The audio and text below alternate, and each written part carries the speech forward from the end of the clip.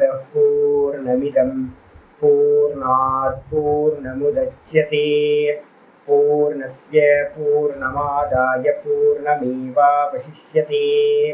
ॐ शान्ति शान्ति शान्तिः। ॐ शुक्लाम्बरधरं विष्णुं शशिवर्णं चतुर्भुजं प्रसन्नवदनं ध्यायेत् सर्वविघ्नोपशान्तये। ॐ व्यासं वसिष्ठनप्तारं शक्ते पौत्रमकल्मषं पराशरात्मजं वन्दे सुखतातं तपोनिधिं। व्यासाय विष्णुरूपाय व्यासरूपाय विष्णवे नमो वै ब्रह्मनिधये वासिष्ठाय नमो नमः। ॐ गुरुर्ब्रह्मा गुरुर्विष्णुर्गुरुर्देवो महेश्वरः गुरुसाक्षात् परं ब्रह्म तस्मै श्रीगुरवे नमः। सदाशिवसमारम्भां शङ्कराचार्यमध्यमाम् अस्मदाचार्यपर्यन्तां वन्दे गुरुपरम्पराम्।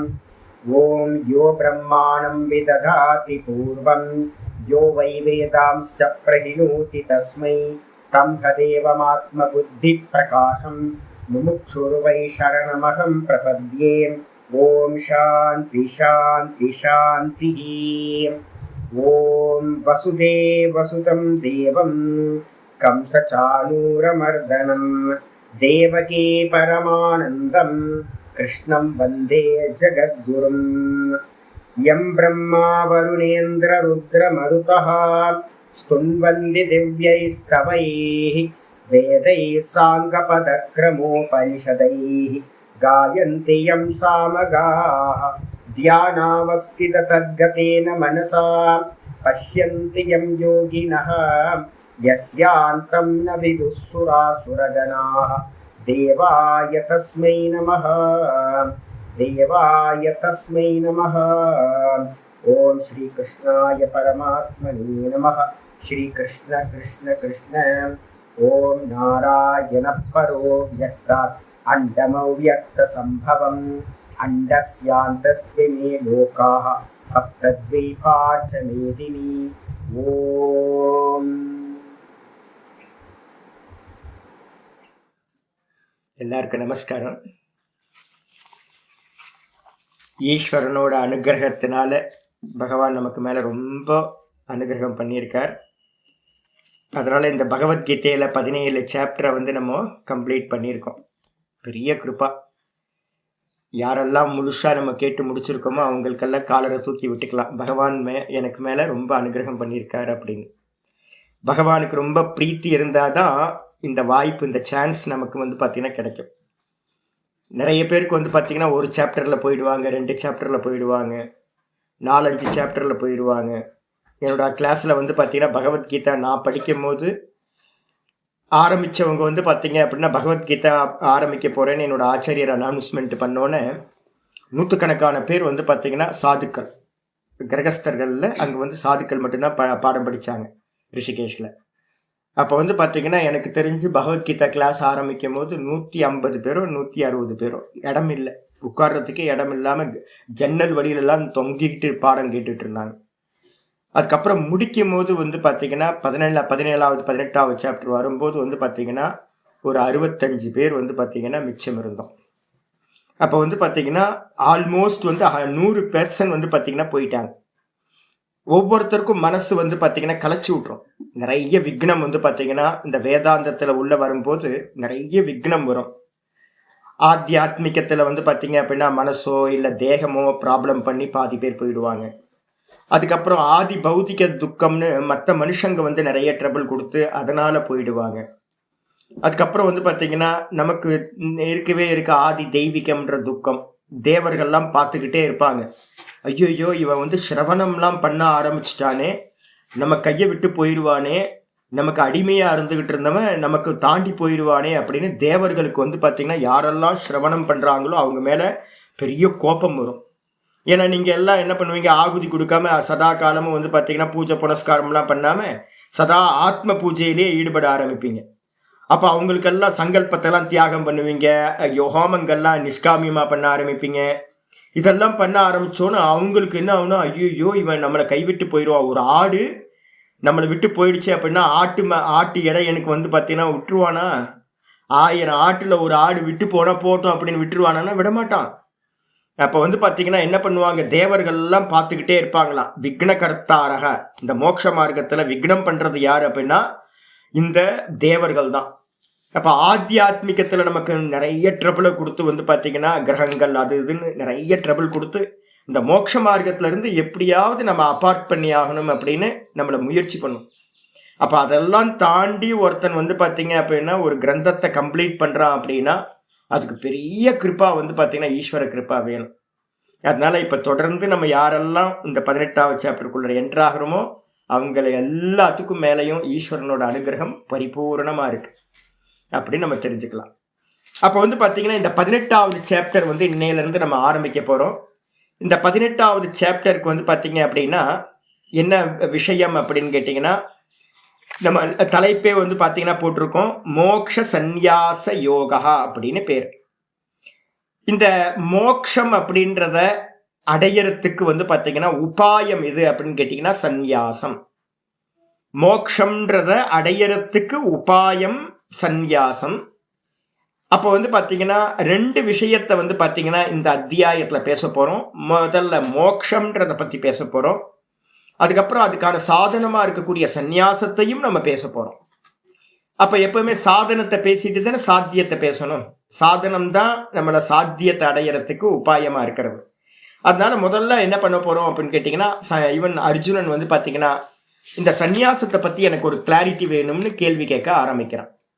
சந்நியாசத்தை பத்தி யாருக்கெல்லாம் வந்து பாத்தீங்கன்னா கொஞ்சம் தெளிவில்லாம இருக்கீங்களோ, ஏன் சந்நியாசம், எதுக்கு சந்நியாசம் அப்படின்னு தெளிவில்லாம இருக்கீங்களோ அவங்க எல்லாம் வந்து பாத்தீங்கன்னா இந்த ஆரம்பத்துல இருந்தே கொஞ்சம் நல்லா தெளிவா தெரிஞ்சுக்குங்க. இதோட கண்டினியூட்டி யாருக்காவது இன்னும் கிளாரிட்டி வேணும் அப்படின்னா நம்ம என்ன பண்ண போறோம், ஒரு பிப்ரவரி 3ஆம் தேதியிலிருந்து ஈவினிங் கிளாஸ் வந்து பாத்தீங்கன்னா ஜீவன் முக்தி விவேகம் அப்படின்னு ஒரு டெக்ஸ்ட் ஆரம்பிக்கிறோம். வித்யாரண்ய சுவாமிகளோட ஜீவன் முக்தி விவேகம்.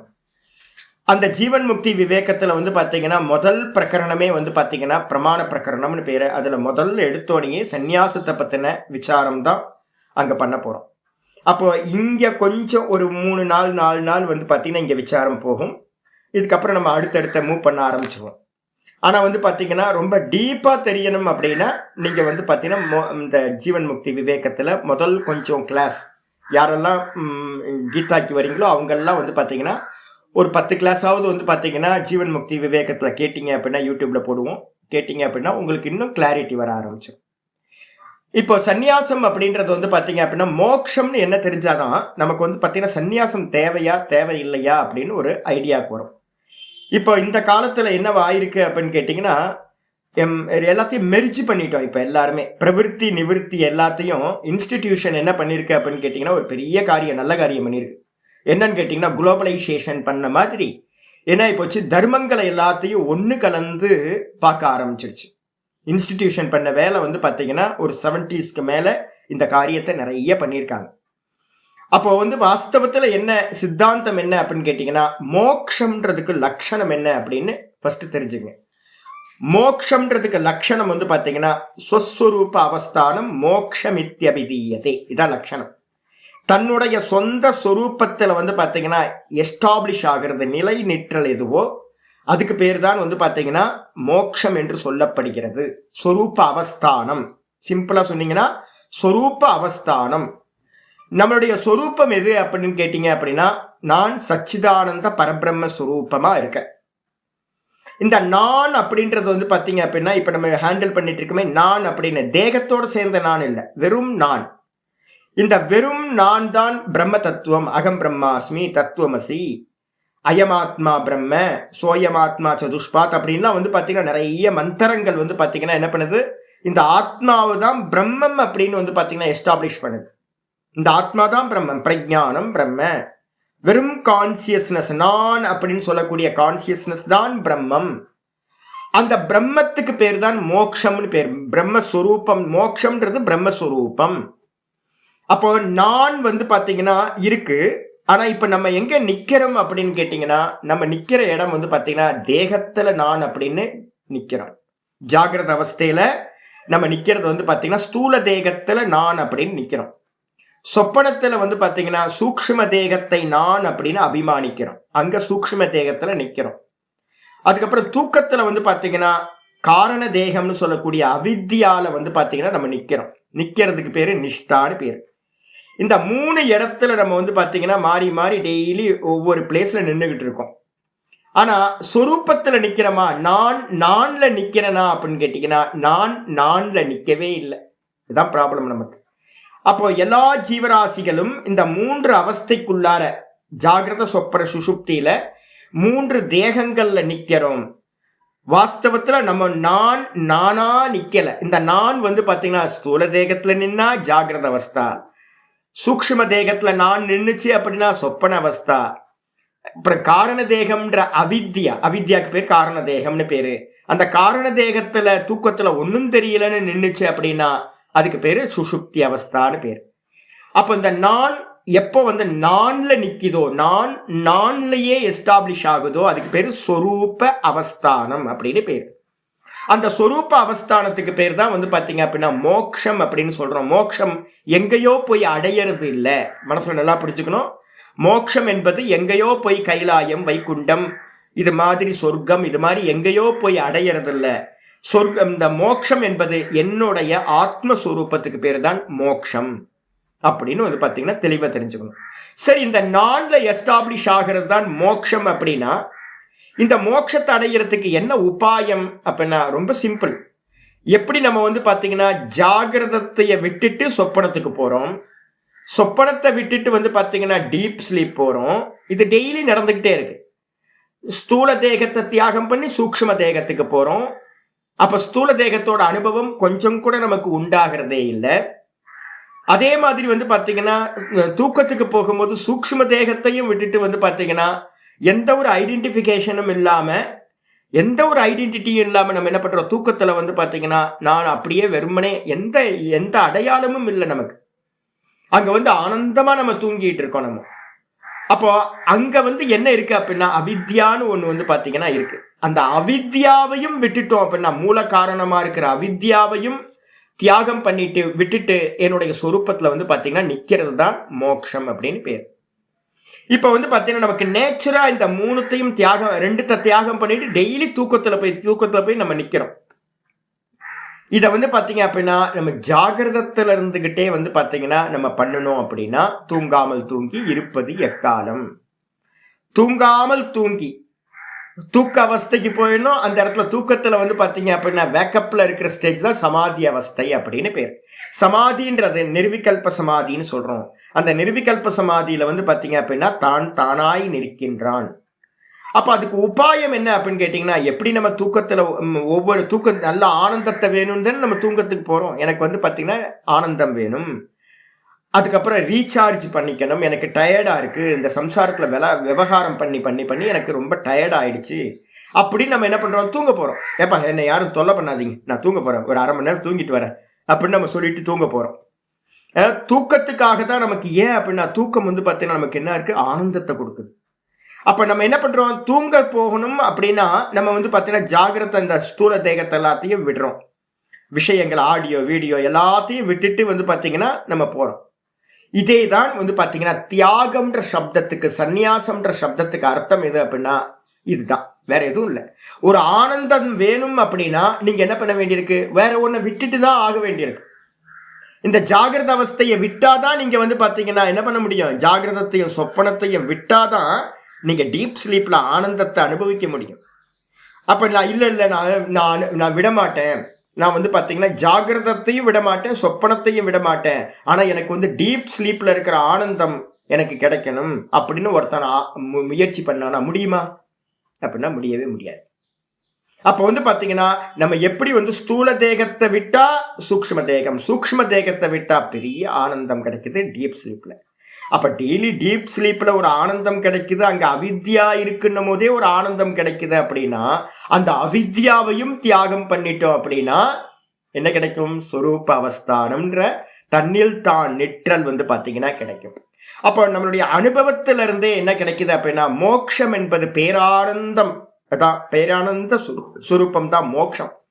மிகப்பெரிய அன்லிமிட்டா இருக்கக்கூடிய ஆனந்தம் தான் வந்து பாத்தீங்கன்னா மோக்ஷம், இந்த பிரம்மஸ்வரூபம் சச்சிதானந்தம் ஆனந்த ஸ்வரூபம் அது. அப்ப ஆனந்த ஸ்வரூபத்தை அடையறதுக்கு என்ன வேணும் அப்படின்னா, கீழே இருக்கிறது எல்லாத்தையும் என்னோட ஆட் ஆயிருக்கிறது, நான் அப்படின்னு என் கூட என்னெல்லாம் ஆட் ஆயிருக்கோ. தூக்கத்துக்கு போகும்போது என்ன இருக்கு, நான் பரமஹம்சானந்தான்ற இந்த தேகம், ஸ்தூல தேகம், ஸ்தூல அபிமானம் எல்லாம் சொப்பனத்துக்கு போகும்போது இல்லாம போயிடுச்சு. சொப்பனத்துல வந்து பாத்தீங்கன்னா ஒரு சூக்ஷ்மமா ஒரு தேகம் கிடைக்குது, அங்கேயும் சஞ்சாரம் பண்ணிக்கிட்டு இருக்கோம். அதுக்கப்புறம் அங்கிருந்து டீப் ஸ்லீப் போகும்போது சொப்பன தேகமும் இல்லாம போயிடுது. அப்ப சொப்பன தேகத்தையும் விட்ட மாத்திரத்துல அங்க புத்தி மனசு எதுவுமே இல்லை. அப்ப தூக்கத்துல வந்து பாத்தீங்கன்னா என்னோட எந்த ஒரு அடையாளமும் இல்லாத போதுதான் எனக்கு வந்து பாத்தீங்கன்னா என்ன கிடைக்குது, நல்ல ஆனந்தம். இந்த உலகத்திலேயே பெரிய ஆனந்தம் நம்ம தூக்கத்தில் அனுபவிக்கிற ஆனந்தம் தான். ஆனா டெய்லி நம்ம என்ன பண்றோம், அங்க போயிட்டு திரும்ப திரும்ப ஜாகிரதத்துக்கும் சொப்பனத்துக்கும் திரும்ப திரும்ப ரிட்டர்ன் வந்துகிட்டே இருக்கும். அதுக்கு மேல நம்மளால போக முடியல. அப்போ ஒருத்தர் வந்து பாத்தீங்க அப்படின்னா அந்த டீப் ஸ்லீப்பையும் தாண்டி தன்னுடைய சொரூபத்தில் எஸ்டாப்ளிஷ் ஆகிறாரு அப்படின்னா, அவித்யாவை தாண்டி போய் தன்னுடைய சொரூபத்துல நானா நிக்கிறாரு அப்படின்னா அதுதான் பேரானந்த பெருவெளி அப்படின்னு நம்ம சொல்றோம், மோட்சம் அப்படின்னு நம்ம சொல்றோம். அப்ப வந்து பாத்தீங்கன்னா அந்த மோட்சத்தை அடையிறதுக்கு என்ன பண்ணணும் அப்படின்னா ஒரே ஒரு உபாயம், தியாகம். இந்த தியாகத்தை வந்து பாத்தீங்கன்னா வேற விதத்துல சொல்லும் போது என்ன பண்ணணும் அப்படின்னு கேட்டீங்கன்னா நேத்தி அப்படின்னு. இப்ப நம்ம நேச்சரா என்ன பண்றோம், நம்ம தூங்க போகும்போது வந்து பாத்தீங்கன்னா மெதுவா வந்து பாத்தீங்கன்னா ஆம்பியன்ஸை கிரியேட் பண்றோம். எந்த ஒரு லைட்டும் இல்லாம வந்து பாத்தீங்கன்னா லைட் எல்லாம் கம்மி பண்றோம், டோரை லாக் பண்றோம். வீட்டுல டெய்லி நம்ம அதானே பண்றோம். பெட்ரூமுக்கு போய் படுத்து நல்லா வந்து பாத்தீங்கன்னா எல்லா வசதிகள்லாம் பண்ணிக்கிறோம், பெட்டை கரெக்ட் பண்றோம், அதுக்கப்புறம் தலையணையை வச்சுக்கிறோம், எந்த ஒரு சிரமமும் இல்லாம.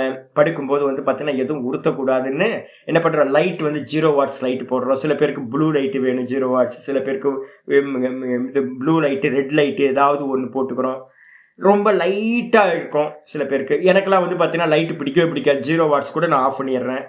அப்புறம் கரெக்டான வந்து பார்த்தீங்கன்னா கிளைமேட் வந்து பார்த்தீங்கன்னா கரெக்டாக இத்தனை ஃபேன் வந்து இத்தனையில் இருந்தால் போதும், ஏசி வந்து இவ்வளோ இருந்தால் போதும் அப்படின்னு கரெக்டாக டியூன் பண்ணுறோம். சவுண்ட் எல்லாம் இருந்துச்சு அப்படின்னா என்னப்பா சவுண்ட் பண்ணிக்கிட்டே இருக்காங்க. இன்னைக்கு காலையில் எனக்கு கீழே வந்து ஒரு வீட்டில் இருந்து ஒரு அம்மா ஏதோ குடி வந்திருக்காங்க பிள்ளை இருக்கு, புதுசாக ஒரு ஃபாரினர் தானே, இந்தியன் தானே, ஆந்திராக்காரங்களா. காலையில இருந்து வந்து பாத்தீங்கன்னா என்ன பண்றாங்க அப்படின்னா ஜபம் பண்ண முடியல. காலையிலேயே என்னை எழுப்பினதே அவங்க ஆணி அடிக்கிற சப்தம். எவனாவது காலையில வந்து பாத்தீங்கன்னா 2:30 மணிக்கு எதையாவது டம் டம்னு தட்டுவானா, 2 மணிக்கு வந்து பாத்தீங்கன்னா நான் என்னடா சத்தம் வந்துகிட்டு இருக்கு நம்ம வீட்டுல அப்படின்னு கீழே இறங்கி போய் பார்த்தா வேக்கப் ஆயிட்டேன். வேக்கப் ஆகி போய் பார்த்தா வந்து பாத்தீங்கன்னா ஏதோ புது குடுத்தன வராங்க. நான் தான் நினைச்சேன் நைட்டு வந்து பாத்தீங்கன்னா எவனாவது குடுத்தன வருவானா, நைட் அதாவது ஆந்திராக்காரவங்க யாரோ வந்திருக்காங்க. நைட்டு 2 மணிக்கு வந்து பார்த்தீங்கன்னா டொம் டொம் டொம் டொம் டொம் டொம்னு. அப்போ என்னாச்சு, ஒரு சின்ன சப்தம் இருந்தாலும் நம்ம தூக்கம் போயிடுது. சின்ன சப்தம் வந்தாலும் தூக்கம் போயிடுது. ஆனந்தத்தில் வந்து என்ன ஆயிடுது, விக்னம் வந்துடுது உங்களுக்கு. அப்போ நம்ம என்ன பண்ணுறோங்க, நம்மளுடைய ஆனந்தத்தை அடையிறதுக்கு தூக்கத்துக்கு போகிறதுக்கு எவ்வளோ விஷயங்களை வந்து கொண்டு வரோம் பாருங்க. கண்ணை க்ளோஸ் பண்ணுறோம், கண்ணுக்கு ஈஸியாக எந்த ஒரு இதுவும் இல்லாமல் டார்க்னஸை கொண்டு வரோம். அதுக்கப்புறம் சப்தம் எதுவுமே நம்மளை டிஸ்டர்ப் பண்ணாமல் இருக்கிறதுக்கு பஞ்சை வேணா அடைச்சிக்கிறோம். ஒரு வேளை இருக்குது அப்படின்னா சத்தம் இருக்குது அப்படின்னா பஞ்சை அடைச்சிக்கிறோம். அதுக்கப்புறம் வந்து பார்த்தீங்கன்னா கிளைமேட்டை வந்து பார்த்தீங்கன்னா டியூன் பண்ணுறோம் ஸ்கின்னுக்கு. அப்புறம் படுக்கையை கரெக்ட் பண்ணுறோம். மற்றது எல்லாத்தையும் டோரை லாக் பண்ணுறோம். எல்லாத்தையும் விட்டுட்டு நம்ம என்ன பண்ணுறோம், தூக்கத்துக்கு போகிறோம்.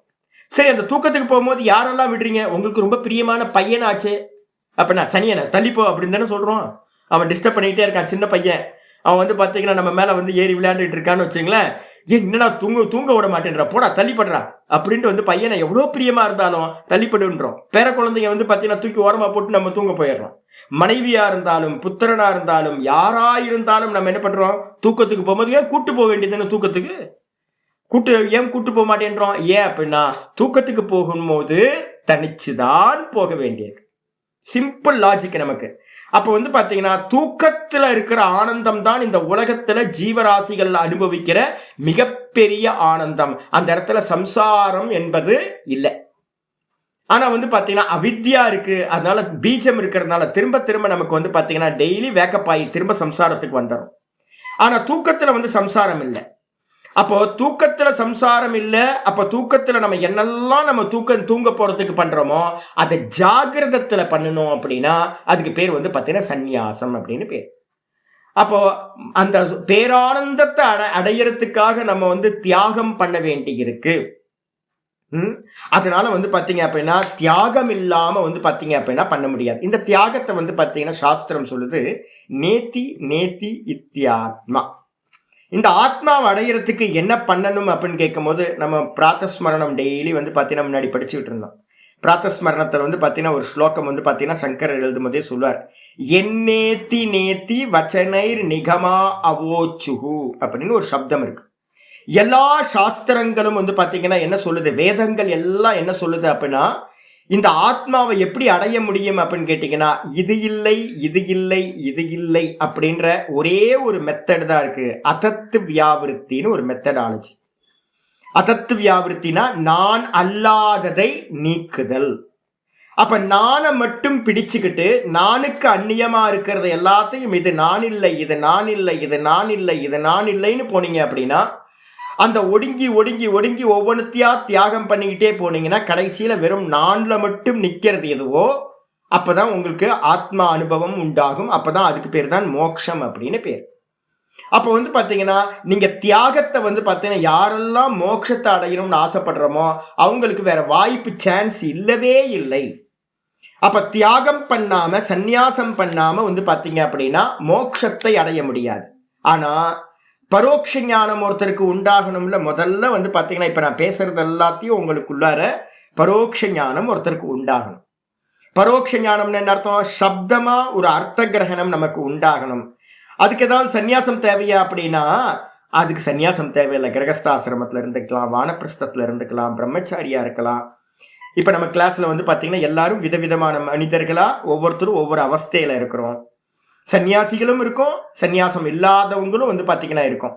ஆனா வந்து பாத்தீங்க அப்படின்னா மற்றவங்களுக்கு எல்லாத்துக்கும் வந்து பாத்தீங்கன்னா இந்த சமயத்தை தியாகம் பண்றீங்கல்ல நீங்க. ஒரு 3 கிளாஸ் அட்டன் பண்றவங்களுக்குலாம் எவ்வளவு சிரமம் இருக்கு. 2 கிளாஸ் 3 கிளாஸ் அட்டன் பண்றவங்களுக்கெல்லாம் எல்லாத்துலயும் கலந்துக்க முடியாது. தியாகம் இருக்கா அப்படின்னா ஆமா தியாகம் இருக்கு. இப்ப இந்த 1 மணி நேரம் வந்து பாத்தீங்கன்னா நிறைய பேரால தியாகம் பண்ண முடியல. நிறைய பேருக்கு வந்து பாத்தீங்கன்னா என்னோட ஸ்கூலுக்கு போகணும், குழந்தைங்க இல்லை பேர குழந்தைங்க ஸ்கூலுக்கு போகணும், ஹஸ்பண்ட் வந்து ஆஃபீஸ் போகணும், என்னால் பண்ண முடியல சுவாமி நான் யூடியூப்ல கேட்டுக்கிறேன் அப்படின்றாங்க. அப்போ வந்து பாத்தீங்கன்னா கமிட்மெண்ட் இருந்துச்சு அப்படின்னா பாடத்தை வந்து கேட்க முடியல. சிரவணம் பண்றதுக்கே நமக்கு வந்து பாத்தீங்கன்னா ஒரு தியாகத்தை பண்ணினாதான் சிரவணத்தையே பண்ண முடியுது. இதுக்கப்புறம் மனனத்துக்கு போகும்போது தியாகம் இன்னும் அதிகமா தேவைப்படுது. நேத்தி ப்ராசஸ்குள்ள போனோம் அப்படின்னா இன்னும் தியாகம் அதிகமா தேவைப்படுது. அதுக்கப்புறம் வந்து பாத்தீங்கன்னா நிதித்தியாசனத்துல போறோம் அப்படின்னா தான் தான் தான் தான் தான்லயே ஆத்ம தியானத்துல நிக்கிறோம் அப்படின்னா அதுக்கு வந்து பாத்தீங்கன்னா ரொம்ப தியாகம் தேவைப்படுது. தூக்கத்துல எப்படி இருக்கோமோ அது மாதிரி சர்வத்தையும் தியாகம் பண்ணாதான் நிதித்தியாசனத்துல பண்ண முடியும். அப்ப வந்து பாத்தீங்கன்னா 2 கேட்டகரி பண்ணி வச்சுக்கணும். தியாகம் இல்லாம ஆத்மானுபூதி இல்லை. ஆனா அந்த ஆத்மானுபூதிக்கு என்ன பேரு? அபரோக்ஷ அனுபூதி அப்படின்னு பேரு. அந்த ஆத்ம அனுபூதிக்கு பேரு அபரோக்ஷ அனுபூதி அப்படின்னு பேரு. அபரோக்ஷ ஞானம் அப்படின்னு பேரு. பரோட்ச ஞானத்துக்கு வந்து பாத்தீங்க அப்படின்னா எங்க இருந்து வேணாலும் பாடம் கேட்டுக்கலாம். ஆனா அபரோக்ஷ அனுபூதி அடையணும், ஒருத்தருக்கு மோட்சம் வேணும் அப்படின்னா கடைசியில தியாகம் பண்ணினா மட்டும்தான் முடியும். 12th சாப்டர்ல 12th ஸ்லோகத்துல வந்து பாத்தீங்கன்னா 12 வந்து பாத்தீங்கன்னா ஒரு ஸ்லோகம் இருக்கு. தியாகாத் சாந்திர் அனந்தரம் அப்படின்னு இந்த பகவத்கீதையோட மொத்த இதையும் ஒரே ஒரு விஷயத்துல சொல்லுங்க அப்படின்னா தியாகத்தை அடுத்து வந்து பாத்தீங்கன்னா தியாகத்தை அடுத்து மோட்சமானது சாந்தின்னு சொல்லக்கூடிய நிரந்தர சாந்தின்னு சொல்லக்கூடிய மோட்சமானது கிடைக்கின்றது. தியாகாத் சாந்திர் அனந்தரம் இதுதான் வந்து பாத்தீங்கன்னா விஷயம். அப்ப வந்து பாத்தீங்கன்னா எப்படி நம்ம தூக்கத்துக்கு போகும்போது தியாகம் பண்ணாதான் நமக்கு தூக்கம் கிடைக்குதோ, இருந்துகிட்டே இருங்களேன், நல்லா என்ஜாய் பண்ணிக்கிட்டே இருங்க அப்படின்னா என்ஜாய் பண்ணிட்டு எவ்வளவு நேரம் இருப்போம்? ஆனந்தம் கிடைக்குமா அப்படின்னு கேட்டீங்கன்னா யாருக்கும் ஆனந்தம் கிடைக்காது. அப்ப தூக்கத்தோட ஆனந்தம் கிடைக்கணும்னாவே நம்ம தியாகம் பண்ண வேண்டி இருக்கு. அப்ப தான்ல நிக்கிறதுக்கு வந்து பாத்தீங்கன்னா சர்வத்தையும் தியாகம் பண்ணாதான் தியாகமானது மோட்சத்தை கொடுக்கும் அப்படின்னு புரிஞ்சுக்கணும். இதை வந்து நம்ம தெரிஞ்சுக்கணும் அப்படின்னா என்ன பண்ணணும்? இந்த 2 விஷயத்தை டீல் பண்ண போறோம். இப்போ இந்த அத்தியாயம் ஃபுல்லா வந்து பாத்தீங்கன்னா மோட்சத்தை பத்தி டீல் பண்ண போது, அதுக்கப்புறம் வந்து பாத்தீங்கன்னா அதுக்கு உபாயமா இருக்கக்கூடிய தியாகம் சந்நியாசம்ன்றத பத்தி டீல் பண்ண போது இந்த அத்தியாயம். இதுல வந்து பாத்தீங்கன்னா ஆச்சாரியார் முதல்ல ஆரம்பிக்கும் போதே வந்து பாத்தீங்கன்னா இது 18வது சாப்டர் நம்ம படிக்கிறோம். இதோட முதல் பாஷ்யம், பகவத்கீதையோட முதல் பாஷ்யம் வந்து பாத்தீங்கன்னா அவதாரிகா பாஷ்யம் ஒண்ணு சங்கரர் பண்ணியிருந்தார். அதுல ஆரம்பிக்கும் போதே என்ன பண்ணார் அப்படின்னு கேட்டீங்கன்னா இந்த சிருஷ்டியை பத்தி பேசும் போதே சொன்னார், முதல்ல வந்து பாத்தீங்க அப்படின்னா பகவான் வந்து பாத்தீங்கன்னா இந்த ஜெகத்தை வந்து கிரியேட் பண்ணார். பகவான் சிருஷ்டுவா இதம் ஜெகத், இந்த ஜெகத்தை வந்து பாத்தீங்கன்னா சிருஷ்டி பண்ணி தஸ்யச்ச ஸ்திதிம் சிகீர்ஷுஹு, இந்த சிருஷ்டியை வந்து பாத்தீங்கன்னா நிலைச்சு நிக்கணும், ஸ்திதி பண்ணணும் அப்படின்றதுக்காக என்ன பண்ணாரு, மரீச்சியாதீன் அக்ரே சிருஷ்டுவா, மரீச்சி முதலிய 101 மகரிஷிகளை வந்து பாத்தீங்கன்னா பிரஜாபதிகளை வந்து பாத்தீங்கன்னா சிருஷ்டி செய்தார். இந்த பிரஜாபதிகள்னு சொல்லக்கூடியவங்க என்னன்னா, இந்த லோகத்தை வந்து பாத்தீங்கன்னா நல்லா குழந்தை பெற்று, நல்லா வந்து பாத்தீங்கன்னா பேர குழந்தைங்கன்னு பெற்று நல்ல தர்மத்தை ஆச்சரணம் பண்ணி இந்த உலகம் நல்லா நிலைச்சு நிக்கிறதுக்காக இந்த பிரஜாபதிகள் 100 பேரும் என்ன பண்ணாங்க, இதுல ஈடுபட்டாங்க. பிரவிற்த்தி மார்க்கம் அப்படின்னு பேர். இதுக்கப்புறம் 4 பேரை வந்து பாத்தீங்கன்னா சனக சனந்தனாதி முனிவர்கள் 4 பேரை என்ன பண்ணார், சிருஷ்டி பண்ணார். அவங்க வந்து பாத்தீங்கன்னா நிவர்த்தி மார்க்கத்துல வந்து பாத்தீங்கன்னா போனாங்க. நிவர்த்தி மார்க்கம்னா என்னது, ஞானம் வைராகியம் அப்படின்னு 2த்தை வச்சுக்கிட்டு, ஞான வைராகியத்தை வச்சுக்கிட்டு என்ன நிவர்த்தி தர்மத்தை வந்து பாத்தீங்கன்னா போனாங்க. ஞான வைராகிய லட்சணம் கிராகாயாமாச, அவர் என்ன பண்ணார், இந்த 4 பேருக்கும் ஞானத்தையும் வைராகியத்தையும் கொடுத்து நிவர்த்தியில போக வச்சார். மீதி இருக்கிறவங்களை பிரவிற்த்தியில போக வச்சார். அப்ப வந்து பாத்தீங்கன்னா பிரவிற்த்தி நிவர்த்தின்றது வேதத்துல சொல்லப்பட்ட 2 தர்மங்கள் அப்படின்னு வச்சுக்கோங்க. அப்ப 2 தர்மங்களும் வந்து பாத்தீங்கன்னா இந்த லோகத்தை வந்து பேலன்ஸ் பண்றது. அப்போ நம்ம என்ன பண்றோம் அப்படின்னா, யாருக்கெல்லாம் மோட்சத்துல ஆசை இருக்கோ அவங்கெல்லாம் வந்து பாத்தீங்கன்னா ஞான வைராக்கியத்தை எடுத்துக்கிட்டு அவங்க இந்த சம்சாரத்தை முடிச்சுக்கிட்டு மோட்சத்துக்கு போயிடுறது. யாருக்கெல்லாம் வந்து பாத்தீங்கன்னா இன்னும் வைராக்கியம் வரலையோ அவங்கெல்லாம் வந்து பாத்தீங்க அப்படின்னா வைராக்கியம் வர வரைக்கும் இந்த லோகத்துல சுகம் துக்கம் மோகத்தை அனுபவிச்சுக்கிட்டு ரொம்ப கஷ்டப்பட்டுக்கிட்டு இருக்க வேண்டியதுதான். அப்போ வந்து பாத்தீங்க அப்படின்னா இதை சொன்னதுக்கு பிறகு வந்து பாத்தீங்கன்னா த்விவிதோகி வேதோக்தோ தர்மஹா, இந்த 2 தான் வேதம் சொல்லப்பட்ட தர்மம், பிரவிற்த்தி நிவர்த்தி அப்படின்னு பேர். எப்பவுமே வந்து பாத்தீங்கன்னா பிரவிற்த்திக்கு நிறைய பேர் இருப்பாங்க, 101 பேர் இருக்கிற மாதிரி பிரவிற்த்திக்கு நிறைய பேர் இருப்பாங்க இந்த உலகம் ஃபுல்லா. ஆனா நிவர்த்திக்கு வந்து பாத்தீங்கன்னா 4 பேர் தான் இருப்பாங்க. ஞான வைராக்கியம் 4 பேர்கிட்ட தான் இருக்கும், 100க்கு 4 பேர் அப்படின்னு கணக்கு வச்சுங்க. அப்போ அது மாதிரி சொன்னதுக்கு பிறகு வந்து பாத்தீங்கன்னா அந்த முதல் பாஷ்யத்துல வந்து பாத்தீங்கன்னா என்ன பண்ணார் ஆச்சாரியார், முதல் பாஷ்யம் யாராவது வச்சிருந்தீங்கன்னா எடுத்து பாருங்க. அதுல வந்து ஆச்சாரியார் சொல்லுவார், இந்த மொத்த கீதையோட சாரம் என்ன அப்படின்னு கேட்கும் போது ஆச்சாரியார் வந்து பாத்தீங்கன்னா அந்த முதல் பாஷ்யம் அங்க சொல்றாரு என்னன்னு கேட்டீங்கன்னா, தஸ்ய அஸ்ய கீதா சாஸ்திரஸ்ய சங்கேபதக பிரயோஜனம் பரம் நிஸ்ரேயசம். இந்த மொத்த பகவத்கீதையோட பிரயோஜனம் என்ன சுவாமி அப்படின்னு யாராவது கேட்டாங்கன்னா, 17 அத்தியாயம் படிச்சிருக்கோம். இந்த 17 அத்தியாயத்தோட மெயின் பர்பஸ் என்ன அப்படின்னு கேட்டீங்கன்னா நிஸ்ரேயசம்னு சொல்லக்கூடிய மோக்ஷம். இப்ப யாராவது வந்து பாத்தீங்க அப்படின்னா இஸ்கான்லாம் இப்ப என்ன பண்ணிட்டாங்க அப்படின்னு கேட்டீங்கன்னா, இந்த என்னது இதெல்லாம் பண்றாங்க, இதை வந்து பாத்தீங்கன்னா மோட்டிவேஷன் கிளாஸ் மாதிரி ஆக்கிட்டாங்க. இப்போ கம்பெனிஸ்ல வந்து பாத்தீங்கன்னா நல்லா வந்து பாத்தீங்கன்னா ஒர்க் பண்றதுக்கெல்லாம் இதை யூஸ் பண்ணணும் அப்படின்னு நிறைய இந்த கீதையை வந்து பாத்தீங்கன்னா Gita for childrens, Gita for CEOs, சிஇஓக்காக வந்து பாத்தீங்கன்னா கீதா, பிசினஸ் மேனுக்கு வந்து கீதா, இது மாதிரி எல்லாமே அதான் பண்றாங்க. இஸ்கான்ல இருந்து சின்மயா மிஷன்ல இருந்து இப்ப என்ன பண்ணிட்டாங்க அப்படின்னு கேட்டீங்கன்னா இதை பலவேறு விதத்துல வந்து பாத்தீங்கன்னா யூஸ் பண்ண ஆரம்பிச்சிட்டாங்க. எனக்கு இங்க வந்து ஒரு ஹோட்டல் குரூப்ல வந்து ஒருத்தர் தெரியும், முத்துகிருஷ்ணன் அப்படின்னு, இங்க ஒரு குரூப் இருக்கு ஆகாஷ் ஹோட்டல் குரூப்ஸ்னு. அவர் என்னை பார்க்கும் போதெல்லாம் என்ன கேட்பாரு அப்படின்னா, சுவாமி ஒரு 4 ஸ்லோகங்களை எழுதி கொடுங்களேன், சாமி நீங்க பேசுறது ரொம்ப நல்லா இருக்கு சுவாமி, ஒரு 4 ஸ்லோகங்களை எனக்கு எழுதி கொடுங்களேன். நான் வந்து பாத்தீங்க அப்படின்னா என்னோட ஒர்க்கர்ஸ்கிட்ட வந்து அவங்க வந்து பாத்தீங்கன்னா வீக்லி ஒன்ஸ் வந்து ஒர்க்கர்ஸ்க்கு முன்னாடி வந்து பாத்தீங்கன்னா மோட்டிவேட் பண்ணுவாங்க, ஒரு மீட்டிங்ல ஏதாவது அரேஞ்ச் பண்ணுவாங்க. நீங்க வந்து கீதையை கொஞ்சம் சொல்லுங்களேன் சுவாமி, இல்லைன்னா எனக்கு 4 ஸ்லோகங்களை சொல்லி கொடுங்களேன், நான் வந்து பாத்தீங்கன்னா பேசுறதுக்கு நல்லா இருக்கும் அப்படின்னு. நான் தலையில அடிச்சுப்பேன், நான் எதுவும் பேச மாட்டேன். ஏன் அப்படின்னா கீதை சொல்லப்பட்டது எதற்காகனா யாரையும் மோட்டிவேட் பண்றதுக்காக சொல்லப்பட்டது இல்லை. கீதையோட பரம தாத்பரியம் எது அப்படின்னு கேட்டீங்கன்னா, கீதா வந்து மோட்ச சாஸ்திரம், மனசுல நல்லா புரிஞ்சுக்கணும். ஆச்சாரியர் ஆரம்பிக்கும் போதே சொல்றார், இந்த கீதா சாஸ்திரத்தோட முக்கியமான பிரயோஜனம் எது அப்படின்னா, எது முக்கிய பிரயோஜனம் அப்படின்னு கேட்டீங்கன்னா பரம் நிஸ்ரேயசம், மோட்சத்துக்காகத்தான் இதுல ஈடுபட வேண்டியிருக்கு. கிருஷ்ணர் வந்து பாத்தீங்கன்னா அர்ஜுனனுக்கெல்லாம் சீக்கிரம் எல்லாம் கொடுக்கல இதை. ஷாதிமாம் துவாம் பிரபன்னம் அப்படின்னு வந்து பாத்தீங்கன்னா, நான் உன்னை சரணடைகிறேன் கிருஷ்ணா, நீ எனக்கு வந்து பாத்தீங்கன்னா வேற கதி இல்லை, நீ எனக்கு வந்து பாத்தீங்கன்னா எனக்கு நீதான் கதி அப்படின்னு வந்து பாத்தீங்கன்னா நான் உன்னை சரணாகதி பண்றேன் அப்படின்னு சொன்னதுக்கு பிறகுதான் இந்த பகவத்கீதையை வந்து பாத்தீங்கன்னா உபதேசம் பண்ண ஆரம்பிச்சிருக்கார். அப்ப இந்த கீதையோட பரம பிரயோஜனம் எது அப்படின்னா மோட்சம்தான் இந்த கீதையோட பரம பிரயோஜனம். சொல்லியாச்சு. சொன்னதுக்கு பிறகு இந்த மோட்சம் எப்படி உண்டாகும் அப்படின்னு யாராவது கேட்டாங்கன்னா அதுக்கு ஆச்சரியர் சொல்றாரு, சகேதுகஸ்ய சம்சாரஸ்ய. இந்த சம்சாரம் இருக்கு பாத்தீங்களா, சம்சாரத்துல இருந்து உபரதி ஆகிறது, நிவர்த்தி ஆகிறது, நீங்கிறது. இந்த சம்சாரத்துல இருந்து நீங்கிறது வந்து பாத்தீங்கன்னா எப்படி நடக்கும் அப்படின்னா சகேதுகஸ்யனா அதுக்கு காரணமா இருக்கக்கூடிய அவித்யாவோட சேர்ந்து. இந்த சம்சாரத்துக்கு எது காரணம் அப்படின்னு கேட்டீங்கன்னா அவித்யா, அஜ்ஞானம். இந்த அஜ்ஞானத்தோட சேர்ந்து இந்த சம்சாரம் வந்து பாத்தீங்கன்னா ஜாகிரத சொப்பனம் வந்து பாத்தீங்கன்னா சம்சாரம். உங்களுக்கு சுகதுக்கா எங்க அனுபவிக்கிறீங்க? சுகதுக்க அனுபவம் நமக்கு எல்லாத்துக்கும் சுகதுக்க அனுபவம் எங்க இருக்கு அப்படின்னு கேட்டீங்கன்னா ஜாகிரதத்திலையும் சொப்பனத்திலையும் தான் வந்து பாத்தீங்க அப்படின்னா அனுபவிக்கிறோம். நான் 2 நாளுக்கு முன்னாடி வந்து பாத்தீங்கன்னா எங்கேயோ சொப்பனம் வந்து பாத்தீங்கன்னா எதோ சொப்பனம் வந்துச்சு. அது வந்து பாத்தீங்கன்னா டிஸ்டர்ப் பண்ணிக்கிட்டே இருந்துச்சு. எனக்கு வந்து பாத்தீங்கன்னா ஒரு நல்ல பிளசண்டான சொப்பனம் வந்து பாத்தீங்கன்னா ஒரு வாரம் 10 நாளாவே வந்து ஒரு நல்ல பிளசண்டான சொப்பனம் இல்லை. எப்பவுமே பிளசண்டா நல்ல சொப்பனம் தான் வரும். ஆனா இப்போ ஒரு வாரம் 10 நாளா வந்து பாத்தீங்கன்னா அப்பப்போ வந்து பாத்தீங்கன்னா ஏதோ ஒரு பாப்பம் வந்து பாத்தீங்கன்னா எக்ஸாஸ்ட் ஆகுது. அவ்வளவு நல்ல சொப்பனம் வரவே இல்லை. இந்த தை மாசம் பிறந்ததுல இருந்து அவ்வளவு ஒரு பிளசண்டா இல்லை மனசு.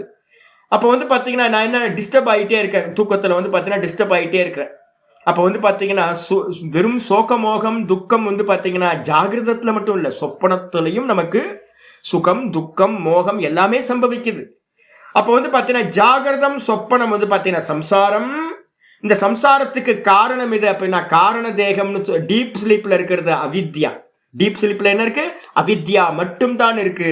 அந்த அவித்யா இந்த மூணுத்தோட சேர்ந்து வந்து பாத்தீங்கன்னா அத்தியந்த உபரம லட்சணம். அத்தியந்தம்னா எட்டர்னலா வந்து பாத்தீங்க அப்படின்னா இந்த மூணும் இல்லாம போச்சு அப்படின்னா இந்த 3 அவஸ்தையை விட்டுருங்க, 3 தேகத்தை விட்டுருங்க. ஸ்தூல தேகம், சூக்ஷ்ம தேகம், காரண தேகம். ஸ்தூல தேகம் சூக்ஷ்ம தேகம் தான் வந்து பாத்தீங்கன்னா ஜாகிரத சொப்பனத்துல இருக்கிறது, சுக துக்கத்தை அனுபவிச்சுக்கிட்டே இருக்கிறது. இவர் ஜனக மகாராஜா வந்து அஷ்டாவக்ரர்கிட்ட சொல்றார். என்ன சொல்றாருன்னா, நான் டெய்லி வந்து படுத்து தூங்கணும்னா வந்து பாத்தீங்கன்னா பிச்சைக்காரனா இருக்கேன் கனவுல. எனக்கு ஒரு கன்ஃபியூஸ் ஆயிருக்கு. என்ன அப்படின்னா பிச்சைக்காரன் காண்ற கனவுல வந்து பாத்தீங்க அப்படின்னா ஜனக மகாராஜாவா இல்ல ஜனக மகாராஜா காண்ற கனவுல வந்து பாத்தீங்கன்னா பிச்சைக்காரனா, எது சத்தியம் அப்படின்னு எனக்கு புரியல அப்படின்னு வந்து பாத்தீங்க அப்படின்னா அஷ்டாவக்ரர்கிட்ட வந்து பாத்தீங்கன்னா ஜனக மகாராஜா சொல்றார். சொன்ன மாத்திரத்துல அவர் சொல்றார், அஷ்டாவக்ர கீதையில சொல்றார், முக்கியமா சொல்றார், ஜாகிரதத்துல நீ வந்து பாத்தீங்கன்னா ராஜாவா இருக்கிறதும் பொய், சொப்பனத்துல வந்து பாத்தீங்கன்னா பிச்சைக்காரனா இருக்கிறதும் பொய். அப்ப நீ யாரு அப்படின்னா நீ பிரம்மஸ்வரூபமா இருக்கிறது தான் சத்தியம் அப்படின்னு. அப்ப வந்து பாத்தீங்கன்னா ஜாகிரத சொப்பனம் எல்லாம் வந்து பாத்தீங்கன்னா சம்சாரம். இதுக்கு காரணம் என்ன அப்படின்னு கேட்டீங்கன்னா டெய்லி வந்து பாத்தீங்கன்னா போய் அந்த அவித்யால போய் நம்ம முடிஞ்சிடறோம். டீப் ஸ்லீப்ல ஒன்றும் தெரியாம இருட்டுல போயிடுறோம். திரும்ப அங்கிருந்து திரும்ப ஜாகிரத சொப்பனத்துல வந்துடுறோம். இப்ப சம்சாரம் தொடர்ந்து போயிட்டே இருக்கு. இது வந்து பாத்தீங்கன்னா 100% இந்த மொத்தமும் இல்லாம போறது எதுவோ அத்தியந்த உபரம லட்சணக, அதுக்கு பேரு மோக்ஷம் அப்படின்னு பேர். 100% இந்த 3 தேகங்களும் இல்லாமல் போனா அதுக்கு பேர் வந்து பாத்தீங்கன்னா மோக்ஷம் அப்படின்னு பேர். சரி, அது எப்படி சுவாமி நடக்கும் அப்படின்னும் போது அங்க முதல்லயே அவர் சொல்றாரு, தத்துச்ச சர்வ கர்ம சந்நியாச பூர்வகாத். அந்த மோட்சம் எப்படி உண்டாகும் அப்படின்னு கேட்டீங்கன்னா அந்த மோட்சம் வந்து பாத்தீங்கன்னா அனைத்து கர்மங்களையும் தியாகம் செய்தல் என்ற சந்நியாசத்தை முன்னிட்டு தான் உண்டாகும். சர்வ கர்ம சந்நியாசம். அப்ப சர்வ கர்ம சந்நியாசம் பண்ணினா மட்டும்தான் வந்து பாத்தீங்கன்னா இந்த மோட்சத்தை அடைய முடியும். சர்வ கர்ம சந்நியாசம் அப்படின்னா என்ன அப்படின்னா கீதால வந்து ஒரு ஸ்லோகம் இருக்கு. என்ன அப்படின்னா நகி 3வது அத்தியாயத்துல வந்து பாத்தீங்கன்னா சொல்லும் போதே சொல்றார், நகி கஷணமபி ஜாது திஷ்டத்திய கர்மகிருது அப்படின்னு ஒரு ஸ்லோகம் இருக்கு. இங்க இருக்கக்கூடிய ஒரு ஜீவனும் வந்து பாத்தீங்க அப்படின்னா ஒரு க்ஷணம் கூட வந்து பாத்தீங்க அப்படின்னா என்ன பண்ண முடியாது, கர்மத்தை தியாகம் பண்ணிட்டு இருக்க முடியாது. ஏன் அப்படின்னு கேட்டீங்கன்னா பிரகிருதி வந்து பாத்தீங்கன்னா எல்லாத்தையும் பண்ண வச்சுக்கிட்டு இருக்கு. தேகம் வந்து திரிகுணாத்மகமா இருக்கிறதுனால 3:5 இருக்கு. 3வது ஸ்லோகம் 5வது அத்தியாயத்துல சர்வ கர்மத்தையும் ஒருத்தர் தியாகம் பண்ண முடியுமா அப்படின்னு கேட்டீங்கன்னா சர்வ கர்மத்தையும் எப்படி தியாகம் பண்ண முடியும்? தேகம் இருக்கிற வரைக்கும் வந்து பாத்தீங்கன்னா கர்மம் சம்பவிச்சுக்கிட்டு தான் இருக்கும். அப்ப வந்து பாத்தீங்கன்னா என்ன விதனா 2 விதமான தியாகம் சொல்லப்படுது. எல்லா கர்மத்தையும் வந்து பாத்தீங்கன்னா என்ன பண்ணணும் அப்படின்னா மனசால தியாகம் பண்ணுதல்னு ஒண்ணு, லிட்ரலாக வந்து பார்த்தீங்கன்னா தேகத்தினால தியாகம் பண்ணுறதுன்னு ஒன்று. இப்போ நம்ம நிறைய சோம்பேறிகளை பார்க்குறோம். என்ன பண்ணுறோம் அப்படின்னு கேட்டால், திருவண்ணாமலைக்கு வந்தீங்கன்னா சாது வேஷத்தில் நிறைய பேர் இருக்காங்க. நான் இப்போ கிரிவலம் போகும்போதெல்லாம் பார்ப்பேன், ஐயோ இவங்கெல்லாம் கிரிவலம் பண்ணால் நல்லா இருக்குமே, சிவபெருமானை வந்து பார்த்தீங்கன்னா ஸ்தோத்திரம் பண்ணிக்கிட்டு நல்லா வந்து பார்த்தீங்கன்னா கிரி பிரதட்சிணை வந்தால் ரொம்ப சத்துவகுணம் வந்துருமே, நல்ல ரஜோகுணம் சத்துவகுணமாக வந்துருமே அப்படின்னு. ஆனால் எல்லாம் வந்து பார்த்தீங்கன்னா சோம்பி கிடக்குறாங்க.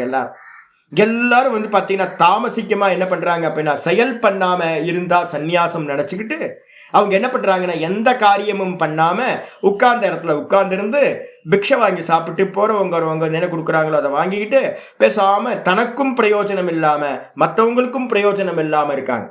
இப்போ நம்ம பார்க்குறோம், சந்நியாசம்ன்றதுக்கு அர்த்தம் எல்லா கர்மத்தையும் தியாகம் பண்ணுறது சந்நியாசமா, இல்லை வந்து பார்த்தீங்க அப்படின்னா வேற ஏதாவது சந்நியாசத்துக்கு மீனிங் ஏதாவது இருக்கா?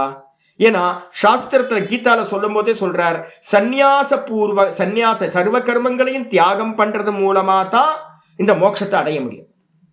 எல்லா கர்மங்களையும் தியாகம் பண்றது மூலமா தான் மோட்சத்தை அடைய முடியும். நீங்க வந்து பாத்தீங்கன்னா ஒர்க் பண்ணிக்கிட்டே தூங்குவீங்களா?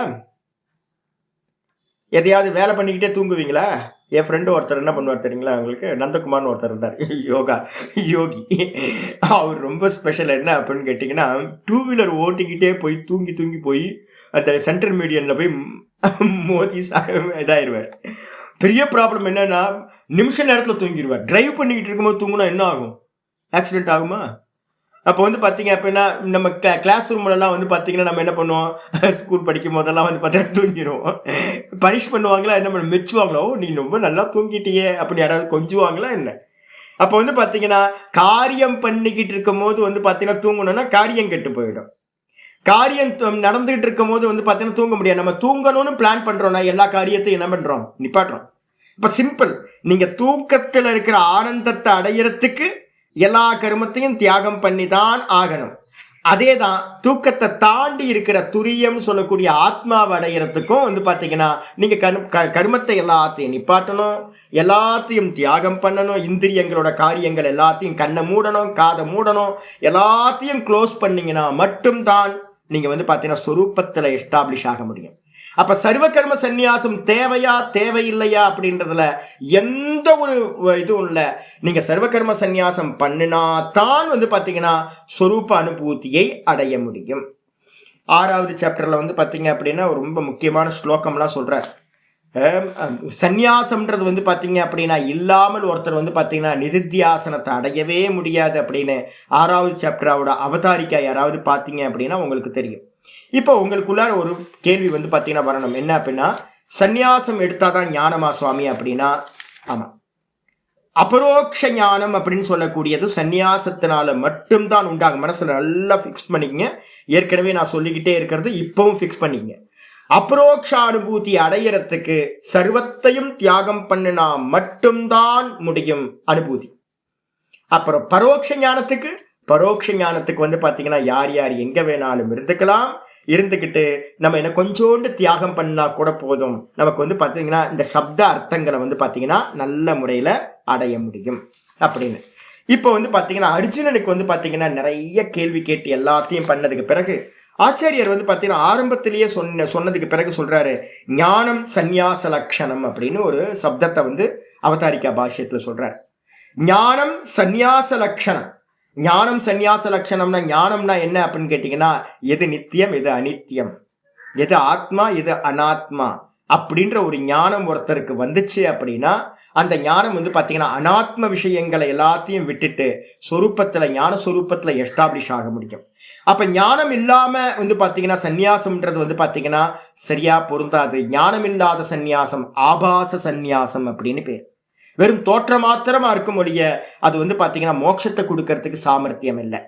இப்போ நான் ஏற்கனவே சொல்லியிருக்கேன், என்னோட ஆச்சாரியர்கிட்ட நான் போன புதுசில் ரிஷிகேஷ்க்கு இங்கேருந்து போகிறேன். எல்லாத்தையும் விட்டோன்னு நான் நினச்சிக்கிட்டேன், எல்லாத்தையும் விட்டுட்டா வந்து பார்த்தீங்க அப்படின்னா சன்னியாசம் எடுத்துடலாம் அப்படின்னு.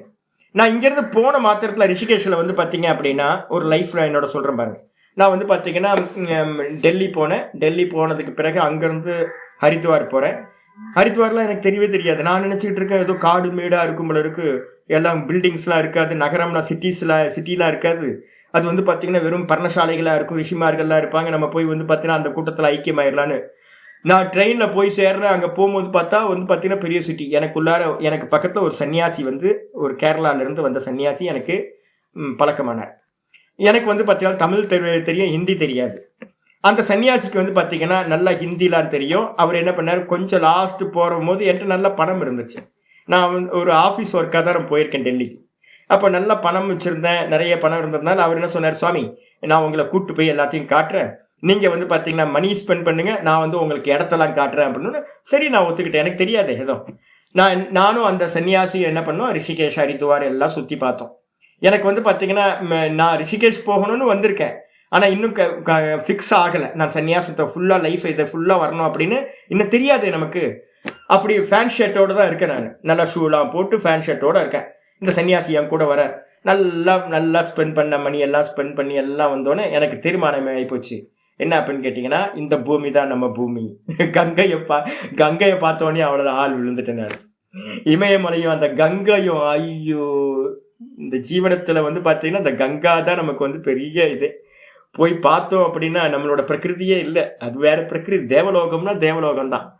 நான் ஒரு 2 நாள் இருந்தோடனே 3 நாள் இருந்தோடனே எனக்கு தெரிஞ்சு போச்சு என்ன அப்படின்னு கேட்டிங்கன்னா, சூப்பர், இந்த வந்து பார்த்தீங்கன்னா நான் சன்னியாசம் எடுத்துட வேண்டியது தான், எனக்கு வந்து பார்த்தீங்கன்னா எல்லாத்தையும் வித்ரா பண்ணிக்கலாம் அப்படின்னு. நான் என்ன பண்ணுறேன் அப்படின்னா, என்ன அவர் கேட்குறாரு, அந்த சன்னியாசி என் கூட வந்தவர், என்ன எப்போ கிளம்புறீங்க நீங்கள் அப்படின்னு கேட்டார். நான் சொன்னேன், கிளம்ப போகிறது இல்லை, நான் இங்கேயே சன்னியாசம் எடுத்துக்க போகிறேன் அப்படின்னு. எனக்கு சன்னியாசத்தை பற்றி தெரியாது, ஒன்றுமே தெரியாது. நான் சொன்னேன், சன்னியாசி ஆக போகிறீங்களா அப்படின்னா, ஆமாம் சன்னியாசி ஆக போகிறேன். அப்போ உங்களோட அந்த பேக் எல்லாம் என்ன பண்ண போறீங்க நீங்க? அவரோட கேள்வி வந்து பார்த்தீங்கன்னா எனக்கு ரொம்ப ஆச்சரியம், எனக்கு இன்னும் மறக்கவே மறக்காது. அந்த சன்னியாசி எல்லாத்தையும் ஒருத்தன் விட போறான், எல்லாத்தையும் தூர போட்டுட்டு வந்து பார்த்தீங்கன்னா ஒருத்தன் சன்னியாசத்துக்குள்ளார என்டர் ஆகிறான். சன்னியாசம் எடுத்து சன்னியாசியா இருக்கிறவர் என்ன பண்றாரு, அவருக்கு ஒரு பெரிய கேள்வி, அப்போ உங்க பேக் எல்லாம் என்ன பண்ணுவீங்க அப்படின்னு. இந்த பேக்லாம் வந்து பார்த்தீங்கன்னா நல்ல காஸ்ட்லியான பேக், எல்லாமே வந்து பார்த்தீங்கன்னா லெதர் பேக் வச்சிருந்தேன், லெதர் ஷூ எல்லாம் வச்சு ரொம்ப காஸ்ட்லியாட்டு இருந்ததெல்லாம். இதெல்லாம் என்ன பண்ண போறீங்க? நான் சொன்னேன், இதெல்லாம் என்ன பண்ணணும், எல்லாத்தையும் தூக்கி தான் போடணும், சன்னியாசம்னா தூக்கி போடுறது தானே. எனக்கு வந்து பார்த்தீங்கன்னா நான் படித்த புஸ்தகங்கள் எல்லாமே எனக்கு சொல்லி கொடுத்துருக்கிறது, தியாகம் சன்னியாசம் அப்படின்னா எல்லாத்தையும் த்ரோ அவுட் பண்ணுறது, எல்லாத்தையும் தூக்கி போடுறது. நான் என்ன பண்ணேன், இதெல்லாம் தூக்கி போட வேண்டியதான். அப்போ இந்த பேக் எல்லாம் நான் எடுத்துக்கிட்டுமா அப்படின்னா, நல்லா எடுத்துங்க. எனக்கு இன்னும் கூட ஒரு ஆச்சரியமான ஒரு இது, எல்லாத்தையும் விடணும்னு ஒருத்தன் நினைக்கிறான், விட்டவன் வந்து பார்த்தீங்க அப்படின்னா அது எல்லாத்தையும் பிடிக்கணும்னு நினைக்கிறான். இதுதான் இந்த லோக்கத்தில் வந்து பார்த்தீங்கன்னா ரொம்ப கான்ட்ரடிக்ஷனான விஷயம் இதுதான். நான் என்ன பண்ணேன் அப்படின்னு கேட்டிங்கன்னா, எல்லாத்தையும் அவர் யார் யாருக்கு வேணுமோ அதெல்லாம் கொடுத்துட்டு, நான் அப்புறம் என்னோட ஆஃபீஸ்க்கு அனுப்ப வேண்டிய இதெல்லாம் வந்து ஃபைல் எல்லாத்தையும் வந்து பார்த்தீங்கன்னா ஒரு கொரியரில் வந்து ஹரித்வார்லேருந்து ஒரு கொரியரில் வந்து எடுத்து போட்டு, என்னோட ஆஃபீஸ்க்கு வந்து பார்த்தீங்கன்னா ஃபோன் பண்ணி, ஐயா நான் இனிமேல் வரமாட்டேன், என்னெல்லாம் செட்டில்மெண்ட், எனக்குலாம் நிறைய பணம் தர வேண்டியிருக்கு, எல்லாத்தையும் வந்து பார்த்தீங்கன்னா அவங்களே வச்சுக்கிட்டோம், எனக்கு எதுவும் தர வேணாம் அப்படின்னு வந்து பார்த்தீங்கன்னா நேராக வந்து பார்த்தீங்கன்னா என்னோட சர்டிஃபிகேட்ஸ் கொஞ்சம் இதெல்லாம் இருந்துச்சு, எல்லாத்தையும் வந்து பார்த்தீங்க அப்படின்னா போய் கங்காவில் வந்து பார்த்தீங்க அப்படின்னா இனி பேக் ஃபயர் அப்படின்றது வந்து தெரிஞ்சு போச்சு. நான் திரும்ப இனிமேல் சம்சாரத்துக்கு போகிறதில்ல அப்படின்னு முடிவு பண்ணி என்னோட ஐடென்டிட்டியாக என்னெல்லாம் சர்டிஃபிகேட்ஸ் எல்லாம் இருந்துச்சோ எதெல்லாம் இருந்துச்சோ எல்லாத்தையும் கங்காவில் வந்து பார்த்தீங்கன்னா கிழிச்சு கங்காவில் போட்டேன். கங்காவில் போட்டுட்டு வந்து பார்த்தீங்கன்னா என்கிட்ட பணம் இருந்துச்சு கொஞ்சம், அந்த பணத்தில் நான் என்ன பண்ணேன் அப்படின்னா ஒரு காவி வேட்டியை எடுத்து கட்டினேன். காவி வேட்டியை கட்டிக்கிட்டு வந்து பார்த்தீங்க அப்படின்னா மேலே வந்து பார்த்தீங்கன்னா ஒரு நல்ல காட்டன் ஷர்ட்டு, எனக்கு குளிர் அந்த டைம் வந்து நல்ல கிளைமேட் வந்து சில்லுன்னு இருந்த கிளைமேட்டு எடுத்து வந்து பார்த்தீங்கன்னா ஒரு நல்ல கிளாத் வந்து நல்ல ஷர்ட் நான் போட்டு போயிருந்தேன், லீ ஜீன்ஸ் ஷர்ட்டு. அது வந்து பார்த்தீங்கன்னா நல்லா இருக்கும், ஆஃபீஸ்க்குலாம் போகிறதுக்கு நல்லா இருக்கும், பிளெயின் ஷர்ட், ஒரு க்ரீன் கலர் பாசி, எனக்கு இன்னும் ஞாபகம் இருக்குது, பாசி கலர் ஒரு க்ரீன் ஷர்ட்டு, கீழே வந்து பார்த்தீங்கன்னா ஒரு காவி வேட்டி எடுத்து கட்டிக்கிட்டு ஒரு திரிபுன்றத்தை எடுத்து வந்து பார்த்தீங்கன்னா வாங்கி ஒரு திரிபுன்றத்தை எடுத்து போட்டேன், ஒரு ருத்ராட்சத்தை எடுத்து போட்டேன். எனக்குள்ளார என்ன பாவம்னா நான் சன்னியாசி ஆயிட்டேன் அப்படின்னு நான் சன்னியாசி வேஷத்துக்கு வந்துட்டேன். இந்த சன்னியாசியாக இருந்தவர் என்னோட பேக் எடுத்துக்கிட்டு அவர் போயிட்டார், கிளம்பிட்டார் கேரளாவுக்கு. என்கிட்ட இருந்த பணத்தை நான் என்ன பண்ணேன், எல்லாத்தையும் தியாகம் பண்ணுமே அப்படின்ட்டு அந்த கங்கை கரையில் வந்து பார்த்தீங்கன்னா ஹரித்வாரில் அப்படியே படித்துறையில் நடந்துக்கிட்டே போய் எல்லாத்துக்கும் என்கிட்ட இருந்த பணத்தெல்லாம் கொடுத்துட்டு ஒரு 172 ரூபா சில்லறை காசு மட்டும், 10 ரூபா 5 ரூபாவா இருந்தது மட்டும் சில்லறையை மட்டும் வச்சுக்கிட்டு என்ன பண்ணேன், 172 ரூபா நான் வந்து சன்னியாச லைஃப் ஆரம்பிக்கும் போது 172 ரூபா வச்சுக்கிட்டு மீதி இருக்கிறது எல்லாத்தையும் கொடுத்தாச்சு, வஸ்திரங்கள் எல்லாத்தையும் கொடுத்துட்டு ஒரே ஒரு காவி வேஷ வஸ்திரத்தை மட்டும் கட்டிக்கிட்டேன். எனக்குள்ளார எனக்கு ஒரு பெரிய கம்பீரம், நான் வந்து பார்த்தீங்கன்னா ஒரு விவேகானந்தர் மாதிரி நான் வந்து பார்த்தீங்கன்னா நான் சன்னியாசி ஆகிட்டேன் அப்படின்னு. இந்த வேஷத்தை கொஞ்சம் யோசிச்சு பாருங்க. மேலே வந்து பார்த்தீங்கன்னா லீ ஜீன்ஸ் ஷர்ட்டு க்ரீன் கலரில், கீழே வந்து பார்த்தீங்கன்னா ஒரு காவி வேட்டி, பட்டை, கொட்டை, மொட்டை இதெல்லாம் பண்ணிட்டு நின்னா எப்படி இருக்கும் ஒரு ஒரு போஸ்டர் பாருங்க. நான் என்ன பண்ணுவேன் அப்படின்னா, ரிஷிகேஷ்ல இருந்து ஹரித்வார்ல இருந்து வந்து பார்த்தீங்கன்னா டெய்லி வந்து பார்த்தீங்கன்னா ரிஷிகேஷ்க்கு வந்து பார்த்தீங்கன்னா 25 கிலோமீட்டர். 25 கிலோமீட்டர் வந்து பார்த்தீங்கன்னா நடந்தே போவேன். காலையில் ஸ்டார்ட் பண்ணுவேன், நேராக ஒரு கங்காவில் ஸ்நானம் பண்ணிட்டு நேராக ரிஷிகேஷ் போவேன். ரிஷிகேஷில் வந்து பார்த்தீங்கன்னா ராத்திரி ஸ்டே பண்ணுவேன். நைட்டு வந்து பார்த்தீங்கன்னா ஒரு ஓப்பன் பிளேஸ் வந்து பார்த்தீங்கன்னா ஒரு படித்துறை இருந்துச்சு. அந்த படித்துறையில் வந்து பார்த்தீங்கன்னா தங்கிட்டு திரும்ப நாளைக்கு மறுநாள் காலையில் வந்து பார்த்தீங்கன்னா எந்திரிச்சு ஜபலாம் பண்ணிட்டு கொஞ்சம் ஓங்கார தியானம்லாம் பண்ணுவேன். ஓங்கார ஜபத்தெல்லாம் பண்ணிட்டு ஒரு ஸ்நானத்தை பண்ணிட்டு என்ன பண்ணுறது, அங்கேருந்து ஸ்டார்ட் பண்ண திரும்ப வந்து பார்த்தீங்கன்னா ஹரித்வார் வந்துடுவேன். இதை தான் வேற வேற எதுவும் தெரியாது எனக்கு, வேற எதுவுமே தெரியாது. சன்னியாசி என்ன பண்ணுவான், ஏது செய்வான் என்னன்னே தெரியாது. யாராவது கைட் பண்ணாங்களா, ஒன்றும் இல்லை. நம்ம வந்து பார்த்தீங்கன்னா நல்லா சிட்டி பான்ல இருந்துட்டு வந்து பார்த்தீங்கன்னா சென்னையில் இருந்துட்டு எங்கே போனால் சன்னியாசத்தை பற்றி எப்படி தெரியும்? நம்ம ஒரு ஜாப்ல இருந்தோம், சன்னியாசத்தை பற்றிலாம் தெரியாது. எனக்கு வந்து விவேகானந்தரோட போஸ்ட் மட்டும்தான் தெரியும், அதுதான் என்னோட ஹீரோ. வேற யாரும் சொல்லி தரலையே எனக்கு. அப்போ வந்து பார்த்தீங்கன்னா ரிஷிகேஷ் போவேன், ஹரித்வார் போவேன், ரிஷிகேஷ் போவேன். ராத்திரி ஒரு நைட்டு ரிஷிகேஷ், ஒரு நைட்டு வந்து பார்த்தீங்கன்னா ஹரித்வார். இப்படியே போயிட்டு இருந்தோன்னே என்ன ஆகி போச்சு அப்படின்னு கேட்டால் கையில் இருந்த 172 ரூபாய் செலவாகி போச்சு 2 நாளில். எனக்கு தெரிஞ்சு போச்சு என்னன்னு கேட்டீங்கன்னா, ஜீவனை வந்து பார்த்தீங்கன்னா சன்னியாசியாக இருந்தால் பிக்ஷை வாங்கி சாப்பிடணும் அப்படின்றது. நான் கொஞ்சம் கிரந்தங்கள்லாம் படிச்சுட்டு இருந்தேன் சின்ன வயசுலலாம், நிறைய படித்ததெல்லாம். அப்போ பிக்ஷை எடுக்கணும் சன்னியாசி அப்படின்னும் போது வந்து பார்த்தீங்க அப்படின்னா எனக்கு கிருஷ்ணரை தவிர்த்து வேற யாரையுமே தெரியாது. கிருஷ்ணரை தவிர்த்து ஒன்றும் தெரியாது எனக்கு. நான் என்ன பண்ணேன், படித்துறையில் போய் உட்கார்ந்துட்டு இருந்தேன். அப்போ வந்து பார்த்தீங்கன்னா 1 நாள் ஆச்சு, 2 நாள் ஆச்சு. சாப்பிட்றதுக்கு வந்து பார்த்தீங்கன்னா என்ன பண்ணுறதுன்னு தெரியல. ஏன்னா கேட்கறதுன்றது ஒரு பெரிய டக்குன்னு கீழே இறங்க முடியாது இல்லை, நம்ம எல்லாத்தையும் கொடுத்து வாழ்ந்த ஆட்கள். அப்போ வந்து போய் பெக் பண்ணணும் அப்படின்னா, பிச்சை எடுக்கணும் அப்படின்னா எங்கே போய் பிச்சை எடுக்கிறது, எப்படி ஆரம்பிக்கிறது, என்ன பண்ணுறது ஒன்றுமே தெரியல. நல்லா ஜோன்னு ஒரு மழை பெஞ்சுக்கிட்டு இருக்கு. நான் என்ன பண்ணேன், எப்பவும் போல் ஹரித்வார் போகிற அளவுக்கு தெம்பு இல்லை உடம்புல, 25 கிலோமீட்டர் நடக்கிறது தெம்பு இல்லை. சரி என்ன பண்ணலாம் அப்படின்னும் போது என்னோட அம்மா பூர்வாசிரமத்தில் என்னோட அம்மா பத்ரிநாத்தை பற்றி ரொம்ப நல்லா ஸ்லாக்கியமாக சொல்லியிருக்காங்க. அதனால நான் என்ன பண்ணேன் அப்படின்னு கேட்டிங்கன்னா, சரி பத்ரிநாத்துக்கு போயிடுவோம், பகவான் வந்து என்ன வழிகாட்டுறாரோ அந்த வழி காட்டட்டும் அப்படின்னு நான் என்ன பண்ணேன் அப்படின்னு கேட்டிங்கன்னா ஸ்டார்ட் பண்ண யாத்திரையை. காலையில் வந்து பார்த்தீங்க அப்படின்னா யாத்திரை ஸ்டார்ட் பண்ணி ஒரு 33 கிலோமீட்டர் வந்து பார்த்தீங்கன்னா ரிஷிகேஷ்லேருந்து மெதுவாக மேல் நோக்கி பத்ரிநாத்தை நோக்கி நான் போகிறேன். போகும்போது வந்து பார்த்தீங்கன்னா ஒரு 292 கிலோமீட்டர் அப்படின்னு ஒரு மைல் ஸ்டோன் வந்து பார்த்தீங்கன்னா நான் பார்த்தேன். ரிஷிகேஷோட எண்டில் வந்து மைல் ஸ்டோன் இருக்குது. சிவானந்த ஆசிரமத்துக்கு முன்னாடி ஒரு மைல் ஸ்டோன். அந்த ஸ்டோனை பார்த்துட்டு நான் பண்ண 292 கிலோமீட்டர் பத்ரிநாத்துக்கு போயிடுவோம், கிருஷ்ணர் பார்த்துப்பார் எல்லாத்தையும் அப்படின்னு நான் நடக்க ஆரம்பிச்சிட்டேன். ஒரு 33 கிலோமீட்டர் நடந்துகிட்டே இருக்கேன். ஒரு ஈவினிங் வந்து ஆயிடுச்சு. ஈவினிங் ஆனதுக்கு பிறகு வந்து பார்த்தீங்கன்னா ஜோன்னு மழை. நானும் வந்து பார்த்தீங்கன்னா குரங்கு மட்டும்தான் தனியாக உட்காந்துருக்கோம். ஒரு 10 குரங்கும் நானும் ஒரு குரங்கு மாதிரி என்ன பண்ணுறதுன்னு தெரியல. நல்லா தெரிஞ்சுக்க எதுக்காக இதெல்லாம் சொல்கிறேன் அப்படின்னு கேட்டிங்கன்னா, உங்களுக்கு சந்நியாசம்னு தெரியாமல் ஒன்று எடுத்தோம் அப்படின்னா என்ன பண்ணுறதுன்னு தெரியாது. இப்போ திருவண்ணாமலையில் வந்து பார்த்தீங்கன்னா என்ன மாதிரி நான் எப்படி வந்து ஒரு இடத்துல நின்னனோ அதே மாதிரி வந்து பார்த்தீங்கன்னா நிறைய பேருக்கு எல்லாத்தையும் விட்டுட்டு வந்துடுறாங்க. வந்துட்டு வந்து பார்த்தீங்கன்னா என்ன பண்ணுறது, ஒரு பெரிய கொஸ்டின் இருக்கும், என்ன பண்ணுறது, சன்னியாசம் எல்லாத்தையும் விட்டுட்டு என்ன பண்ணுறது. என்ன மாதிரியே குரங்கு மாதிரியே வந்து பார்த்தீங்கன்னா ஒரு 10 குரங்கோடு சேர்ந்து நானும் வந்து பார்த்தீங்கன்னா ரோட்டில் உட்காந்துருக்கோம். என்ன பண்ணுறதுன்னு தெரியல. நான் வந்து பார்த்தீங்கன்னா பக்தி இருந்துச்சு, அது ஒன்று தான் வந்து பார்த்தீங்கன்னா காப்பாத்துச்சு. நான் நினச்சிட்டு என்னன்னு கேட்டால் கிருஷ்ணன் என்ன வழிகாட்டுவோம், கிருஷ்ணன் வந்து பார்த்தீங்க அப்படின்னா எனக்கு எல்லாத்தையும் பண்ணுவான், என்னை கைட் பண்ண போகிறது அவன் தான் அப்படின்னு உட்காந்துருக்கேன். நேராக ஒரு லாரிக்காரன் வந்து என்ன ஜோன்னு மழை பெஞ்சிட்டு இருக்கு. மழைன்னா சரியான மழை பெய்யும் அங்கெல்லாம், இமயமலையெல்லாம். நேராக ஒரு லாரிக்காரன் வந்து நின்று வந்து பார்த்தீங்கன்னா அவன் ஏதோ ஹிந்தியில் கேட்டான். அவன் என்னன்னா கதவை திறந்தோடனே நான் நினச்சேன் ஏறிக்க சொல்கிறான் போல இருக்கு அப்படின்னு. கிருஷ்ணர் வந்து பார்த்தீங்கன்னா லாரி டிரைவர் வேஷத்தில் வந்திருக்காரு அப்படின்னு ஏறி உட்காந்துட்டேன். வண்டியில் ஏறி உட்காந்தாச்சு. விட்டோன்னே ஒரு 1/2 மணி நேரம் 1 மணி நேரம் வண்டி சுற்றி வந்து பார்த்தீங்கன்னா இறங்கிக்கோன்னு கதவை திறந்து விட்டான். கிருஷ்ணர் வந்து பார்த்தீங்க அப்படின்னா இறங்கிக்க சொல்கிறாருன்னு இறங்கிட்டேன்.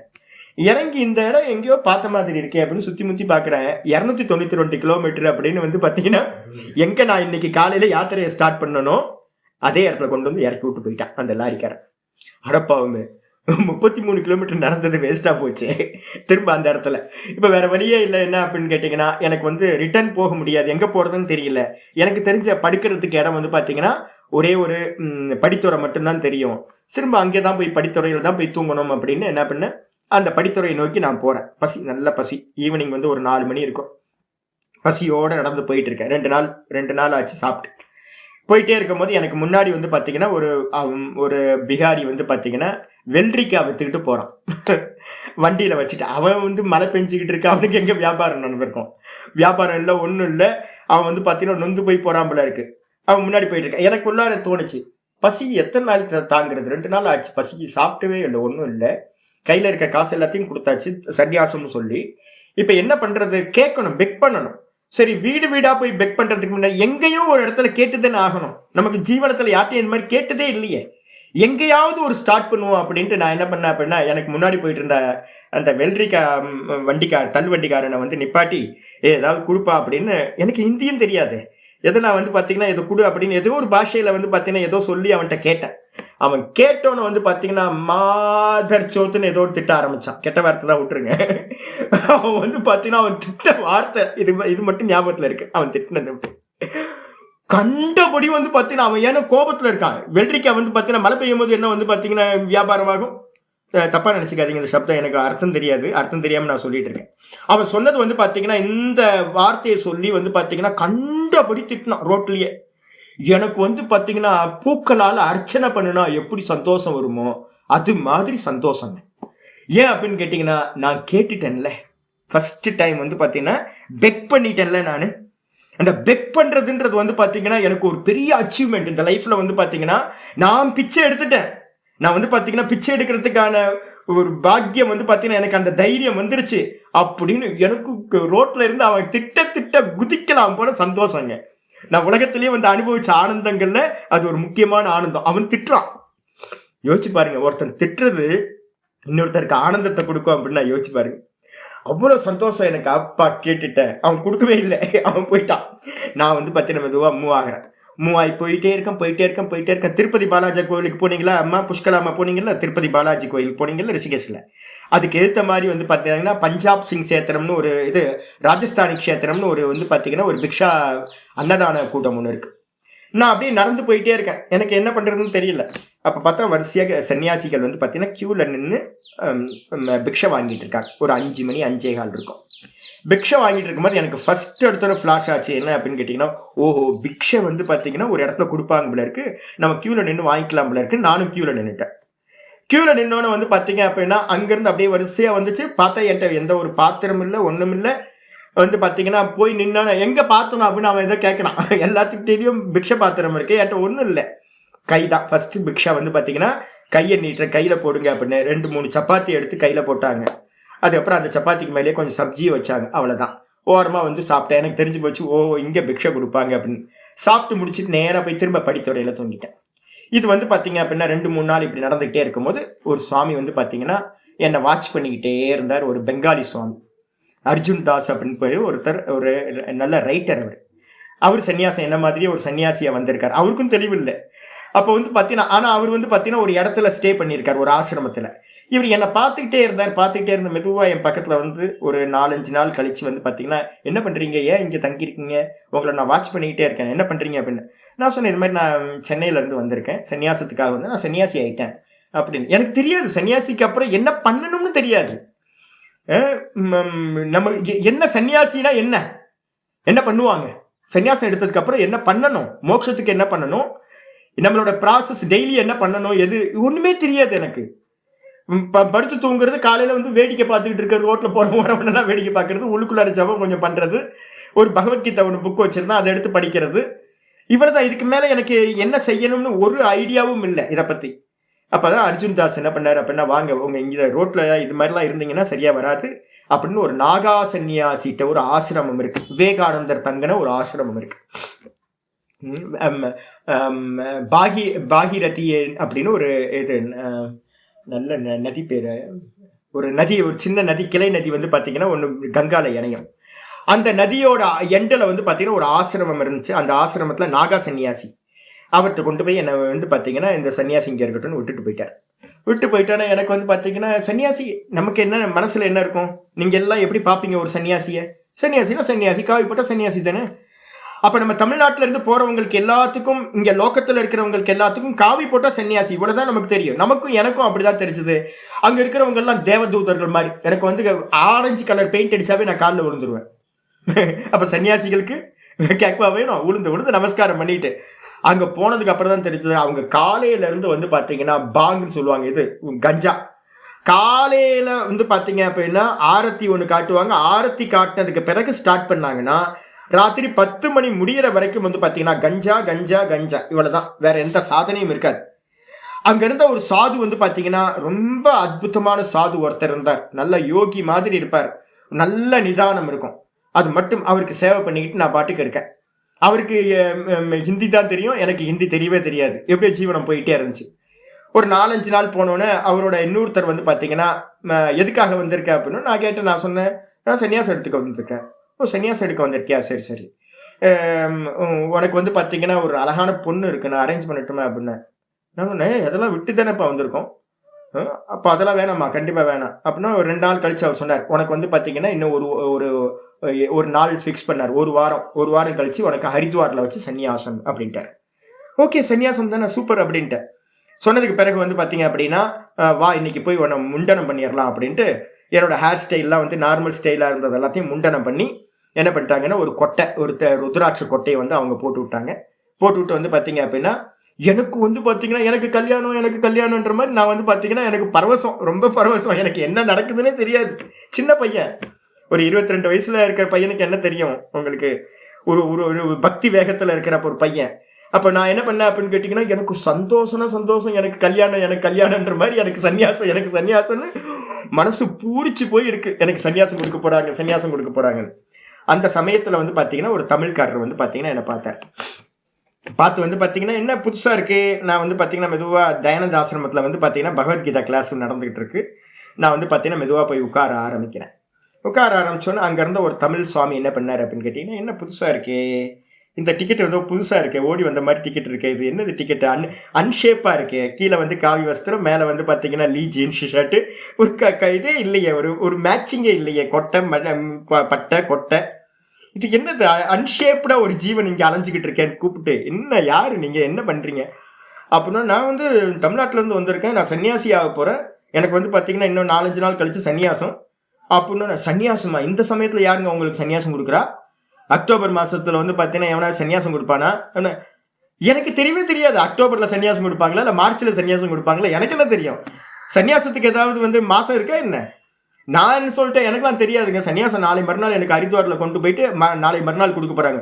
அடப்பா, எந்த ஆசிரமத்தில் இருக்கீங்க?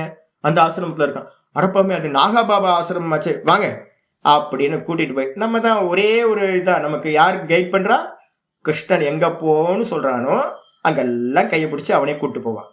அப்போ வந்து பார்த்தீங்கன்னா யார் என்னென்னலாம் பண்ணுறாங்களோ அவங்கெல்லாம் பண்ணுற எல்லாம் கிருஷ்ணன் தான் வந்து பார்த்தீங்கன்னா நடத்துகிறான் அப்படின்னு விட்டுட்டேன். இவருக்கு நேராக என்னை கொண்டுட்டு போயிட்டு என்னோட ஆச்சாரிய சுவாமிகிட்ட கொண்டு போய் நிப்பாட்டினார். ஒரு கிளாஸ் போயிட்டு இருந்துச்சு. அப்போது கிளாஸ் ஒரு 150-200 பேர் பாடம் படிச்சுக்கிட்டு இருக்க சமயம், கிளாஸ் எல்லாம் முடிச்சு சாதுக்கள்லாம் கிளம்பி போனோன்னே என்னை கூட்டிகிட்டு போய் அந்த சுவாமி வந்து பார்த்தீங்கன்னா இது மாதிரி சவுத் இந்தியாவிலேருந்து வந்திருக்காரு, இவர் சன்னியாசத்துக்காக வந்திருக்காரு, நீங்கள் பேசி ஏதாவது பண்ணுங்க அப்படின்னு என்னை சுவாமிகிட்ட விட்டுட்டு இவர் போயிட்டார்.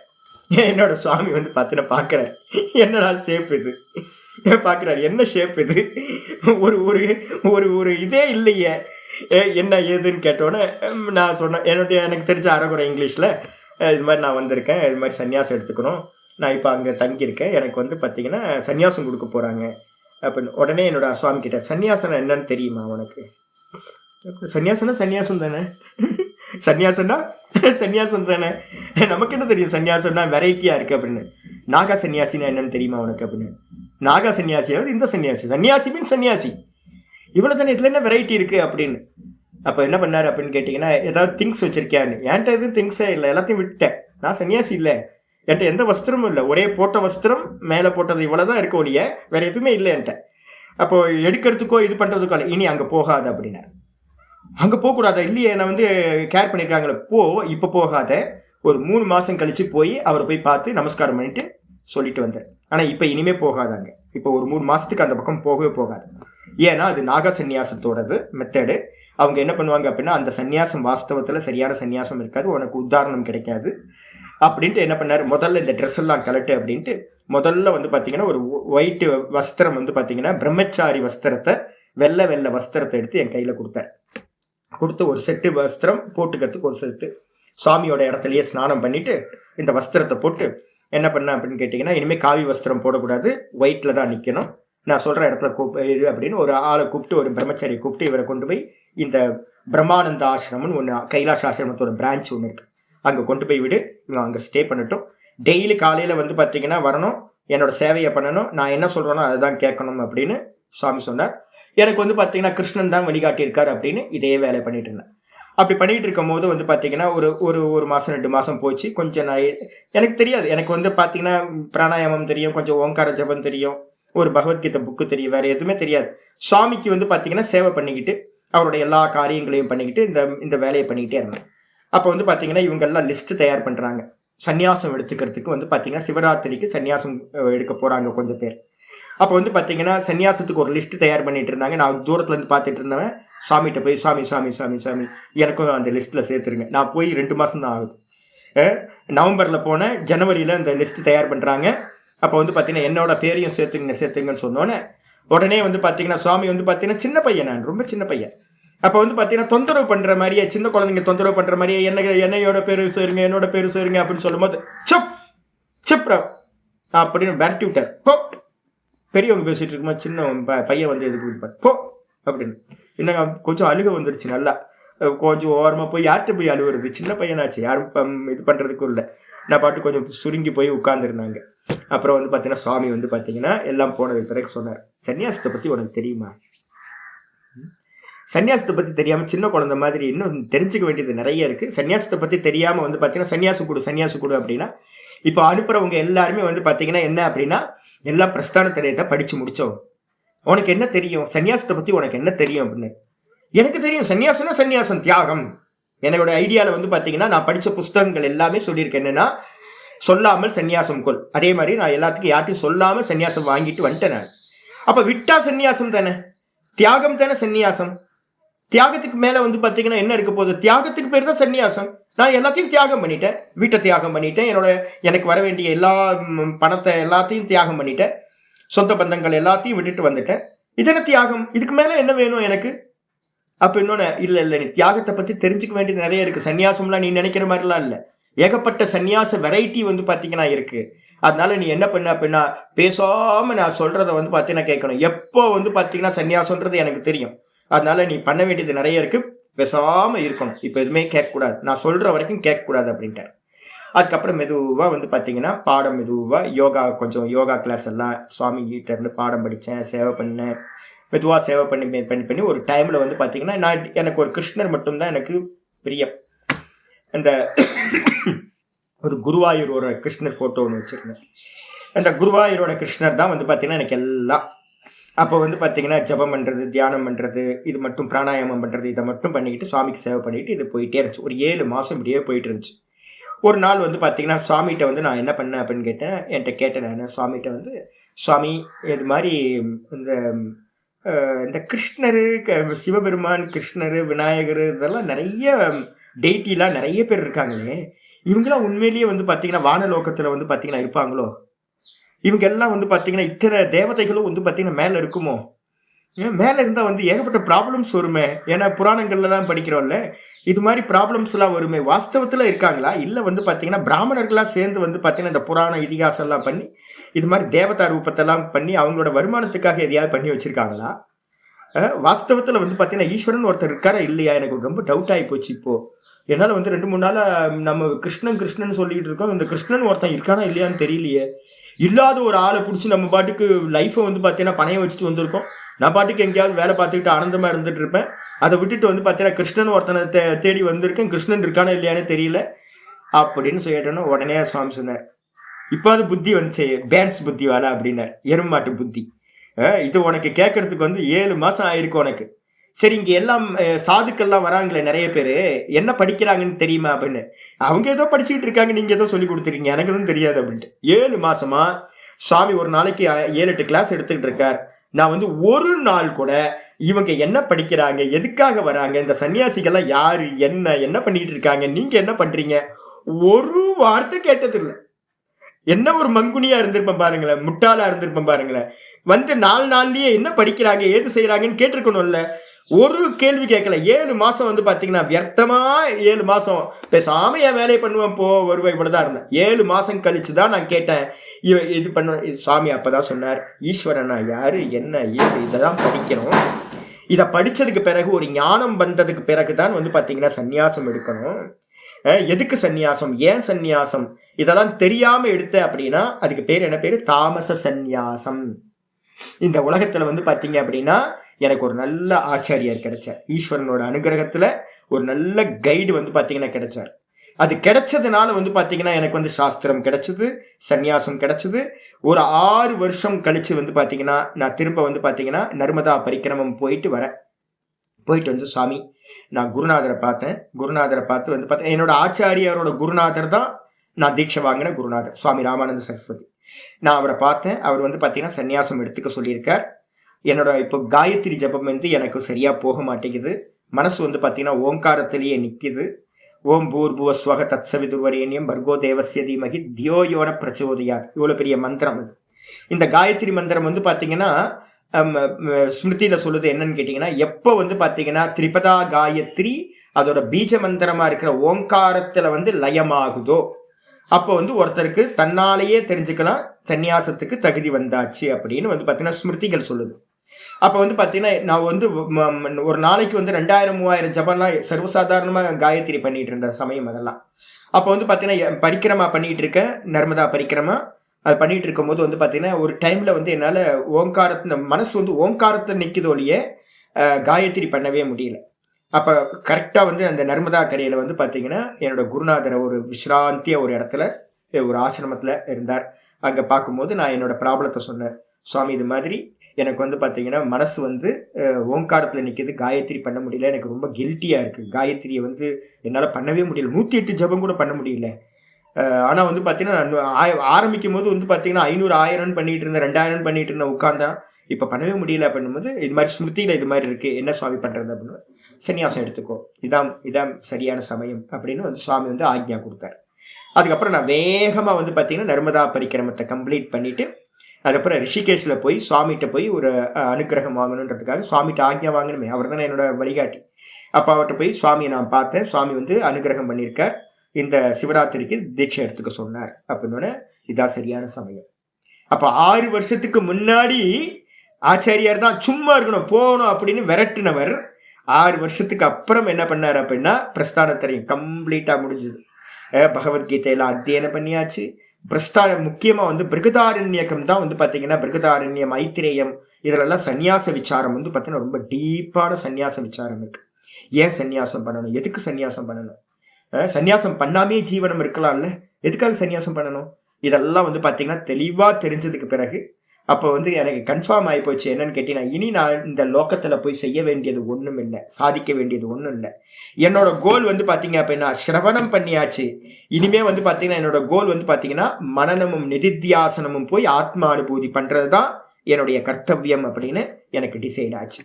அப்போ டிசைட் ஆனதுக்கு பிறகு வந்து பார்த்தீங்கன்னா ரொம்ப ஸ்ட்ராங் கன்விக்ஷன், ஏன்னா நல்ல எவிடன்ஸ் எல்லாம் சாஸ்திர பிரமாணம் எல்லாம் கிடைச்சதுனால என்னோட ஆச்சாரியரும் நல்லா சொல்லி கொடுத்ததுனால எனக்கு நல்லா தெளிவு வந்துருச்சு, சன்னியாசம்னா இதுதான் அப்படின்னு. அப்போ சுவாமிகிட்ட வந்து பார்த்தீங்கன்னா இதுதான் சரியான சமயம் அப்படின்னு நான் பேசுகிறேன் அப்படின்னு சுவாமி வந்து பார்த்தீங்கன்னா அனுகிரகத்தோட சன்னியாசம் எடுத்தாச்சு. அப்போ வந்து பார்த்தீங்கன்னா முதல்ல எடுத்திருந்தேன் அப்படின்னா என்ன ஆயிருக்கும், அப்போ நான் தாமச சன்னியாசமாக ஆகியிருக்கும். அப்போ நான் நினைச்சேன் என்னன்னு கேட்டிங்கன்னா தியாகம் பண்ணினா போதும், எல்லாத்தையும் விட்டா போதும், அது சன்னியாசம்னு நான் நினைச்சேன். பார்த்தீங்களா, இங்கே அது மாதிரி நிறைய பேர் விட்டவங்க நிறைய பேர் அது மாதிரி இருக்காங்க. விட்டவங்க வந்து பார்த்தீங்கன்னா திரும்ப பிடிப்பாங்களா அப்படின்னா ஞானம் இல்லாமல் சன்னியாசம் பண்ணோம் அப்படின்னா திரும்ப எதெல்லாம் விட்டோமோ அதை எல்லாத்தையும் பிடிச்சிருவோம். என்னோட சுவாமி இங்கே வந்து ஒருத்தர் இருக்கார், எனக்கு தெரிஞ்ச சுவாமி. அவர் வந்து பார்த்தீங்கன்னா சொல்லுவார், சுவாமி நம்ம எல்லாம் ஃப்ரண்ட் கேட் வழியாக வீட்டை விட்டு வெளில வந்தோம், வீட்டை விட்டு வெளியில் வரும்போது ஃப்ரண்ட் கேட் வழியாக வந்தோம், திரும்பவும் வந்து பார்த்தீங்கன்னா பேக் டோர் வழியாக வந்து பார்த்தீங்கன்னா அதே வீட்டுக்குள்ளார வந்துட்டோம், நம்ம வந்து பார்த்தீங்கன்னா சன்னியாசி நினச்சிக்கிட்டு இருக்கோம் சுவாமி அப்படின்னு. நிறைய சன்னியாசம் வந்து பார்த்தீங்கன்னா வாஸ்தவத்தில் வந்து பார்த்தீங்க அப்படின்னா விட்டோன்னு போர்வையில தான் இருக்கும் இல்லையே, திரும்ப விட்டதை எல்லாத்தையும் எல்லாருமே பிடிச்சுக்கிட்டாங்க, எதையுமே விடலை. அப்போ வந்து பார்த்தீங்கன்னா சன்னியாசத்தை பற்றின ஒரு அறிவு வந்து பார்த்தீங்கன்னா இங்கே யாருக்கும் வந்து பூரணமான நாலேஜ் இல்லை, சன்னியாசத்தை பற்றி யாரும் அதிகம் பேசுறதும் இல்லை. அப்போ வந்து பார்த்தீங்கன்னா ஏன் சன்னியாசம், எதுக்கு சன்னியாசம், இதெல்லாம் ரொம்ப முக்கியமானது. அப்போ வந்து பார்த்தீங்கன்னா சன்னியாசத்தை வந்து பார்த்தீங்கன்னா 2 வெரைட்டியாக வந்து பார்த்தீங்கன்னா பிரதானமான வெரைட்டி வந்து பார்த்தீங்கன்னா 2 வெரைட்டியாக வந்து பார்த்தீங்கன்னா பிரித்து வச்சுங்க. சன்னியாசம்ன்றது 2 விதம் பிரதானம். இப்போ நம்ம ஜீவன் முக்தி விவேகத்திலேயே அதுதான் பார்க்க போகிறோம். ஒன்று வந்து பார்த்தீங்கன்னா வித்வத் சந்நியாசம், இன்னொன்று விவிதிஷா சந்நியாசம்னு 2 வெரைட்டி. முதல்ல வந்து விவிதிஷா சந்நியாசம் முதல்ல எடுக்கிற சந்நியாசம் விவிதிஷா சந்நியாசம் அப்படின்னு பேர். ரெண்டாவது எடுக்கிறது வந்து பார்த்தீங்கன்னா வித்வத் சந்நியாசம்னு பேர். அப்போ இனிமே வந்து உங்களுக்கு கன்ஃபியூஸ் ஆகக்கூடாது. ஏன்னா ஃபியூச்சரில் இந்த ஜென்மத்தில் இல்லைனாலும் ஏதோ ஒரு ஜென்மத்தில் வந்து இந்த சம்ஸ்காரம் உங்களுக்கு உண்டாகும். அதுக்காக தான் நான் இவ்வளோ ஸ்டோரிஸ்லாம் சொல்கிறேன். அப்போ வந்து பார்த்தீங்க அப்படின்னா 2 சந்நியாசம்னு மனசில் புரிஞ்சுக்கணும். அதுக்குள்ளார மற்ற நிறைய வெரைட்டிஸ் வரப்போகுது. முதல்ல வந்து பார்த்தீங்கன்னா விவிதிஷா சந்நியாசம் அப்படின்னா வேத்து மிச்சா விவிதிஷா அப்படின்னு சொல்லுவோம். அறிந்து கொள்வதற்கு, இந்த ஆத்மாவை அறிந்து கொள்வதற்காக ஸ்ரவணம் பண்றதுக்காக வந்து பார்த்தீங்கன்னா எந்த சந்நியாசம் எடுக்கப்படுதோ அதுக்கு பேர் வந்து பார்த்தீங்கன்னா விவிதிஷா சந்நியாசம் அப்படின்னு பேர். இதுக்கு பிரமாணம் வந்து பார்த்தீங்கன்னா முண்டகோபனிஷத்துல வந்து ஒரு பிரமாணம் இருக்கு. பரீட்சலோகான் கர்மச்சிதான் பிராமணோ நிர்வேதமாயான் நாஸ்திய கிருத கிருத்தேன ச குருமேவாபி கச்சேத் ஸ்ரோத்ரியம் பிரம்மனிஷ்டம் அப்படின்னு வந்து பார்த்தீங்கன்னா ஒரு மந்திரம் இருக்கு முண்டக்கத்தில். என்ன அப்படின்னு கேட்டிங்கன்னா, பரீட்சலோகான், இந்த உலகத்தை வந்து பார்த்தீங்கன்னா நல்லா பரீட்சா பண்ணி பரீட்சலோகான் கர்மச்சிதான், இந்த நம்ம கர்மத்தினால கர்ம பலன்களா எதெல்லாம் சம்பாதிச்சிருக்கோமோ இது எல்லாம் வந்து பார்த்தீங்கன்னா அனித்தியம் அனித்தியம் அனித்தியம் அப்படின்னு நல்லா வந்து பார்த்தீங்கன்னா பார்த்து பரீட்சா பண்ணி இதில் எல்லாத்துலேயும் ஒருத்தனுக்கு வந்து பார்த்தீங்கன்னா நிர்வேதம் ஆயாத்து, நல்ல வைராக்கியம் எப்போ வருதோ அவன் என்ன பண்ணுறான் அப்படின்னு கேட்டிங்கன்னா, அவனோட குருநாதரை போய் வந்து பார்த்தீங்கன்னா கையில் சமித்தை எடுத்துக்கிட்டு, அந்த சமித்துக்கு அர்த்தமே வந்து பார்த்தீங்கன்னா 16 சமித்து எடுக்கிறதுன்னு சொல்லுவோம்.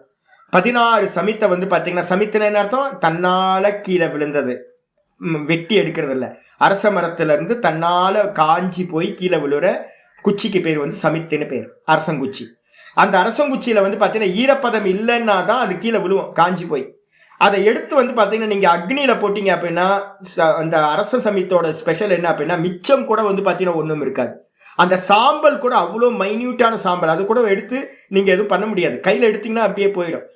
அப்போ அது மாதிரி வந்து பார்த்தீங்கன்னா என்னை நீங்கள் ஞான அக்னியில் போட்டிங்கன்னா ஒன்றும் இல்லாமல் நான் ஜீவஸ்வரூபம் இல்லாமல் பிரம்மஸ்வரூபமாக ஆயிடுவேன் அப்படின்னு இண்டிகேட் பண்ணுறதுக்காக எனக்கு பந்த பாசம்ன்ற ஈரப்பசை இல்லவே இல்லை, என்கிட்ட வந்து ஆசை இல்லை, என்கிட்ட பாசம் இல்லை, எல்லாத்தையும் நான் விரக்தனாயிட்டேன் அப்படின்னு இண்டிகேட் பண்ணுறதுக்காக 16 சமித்து, 16 கலைகள் அப்படின்னு பேர்.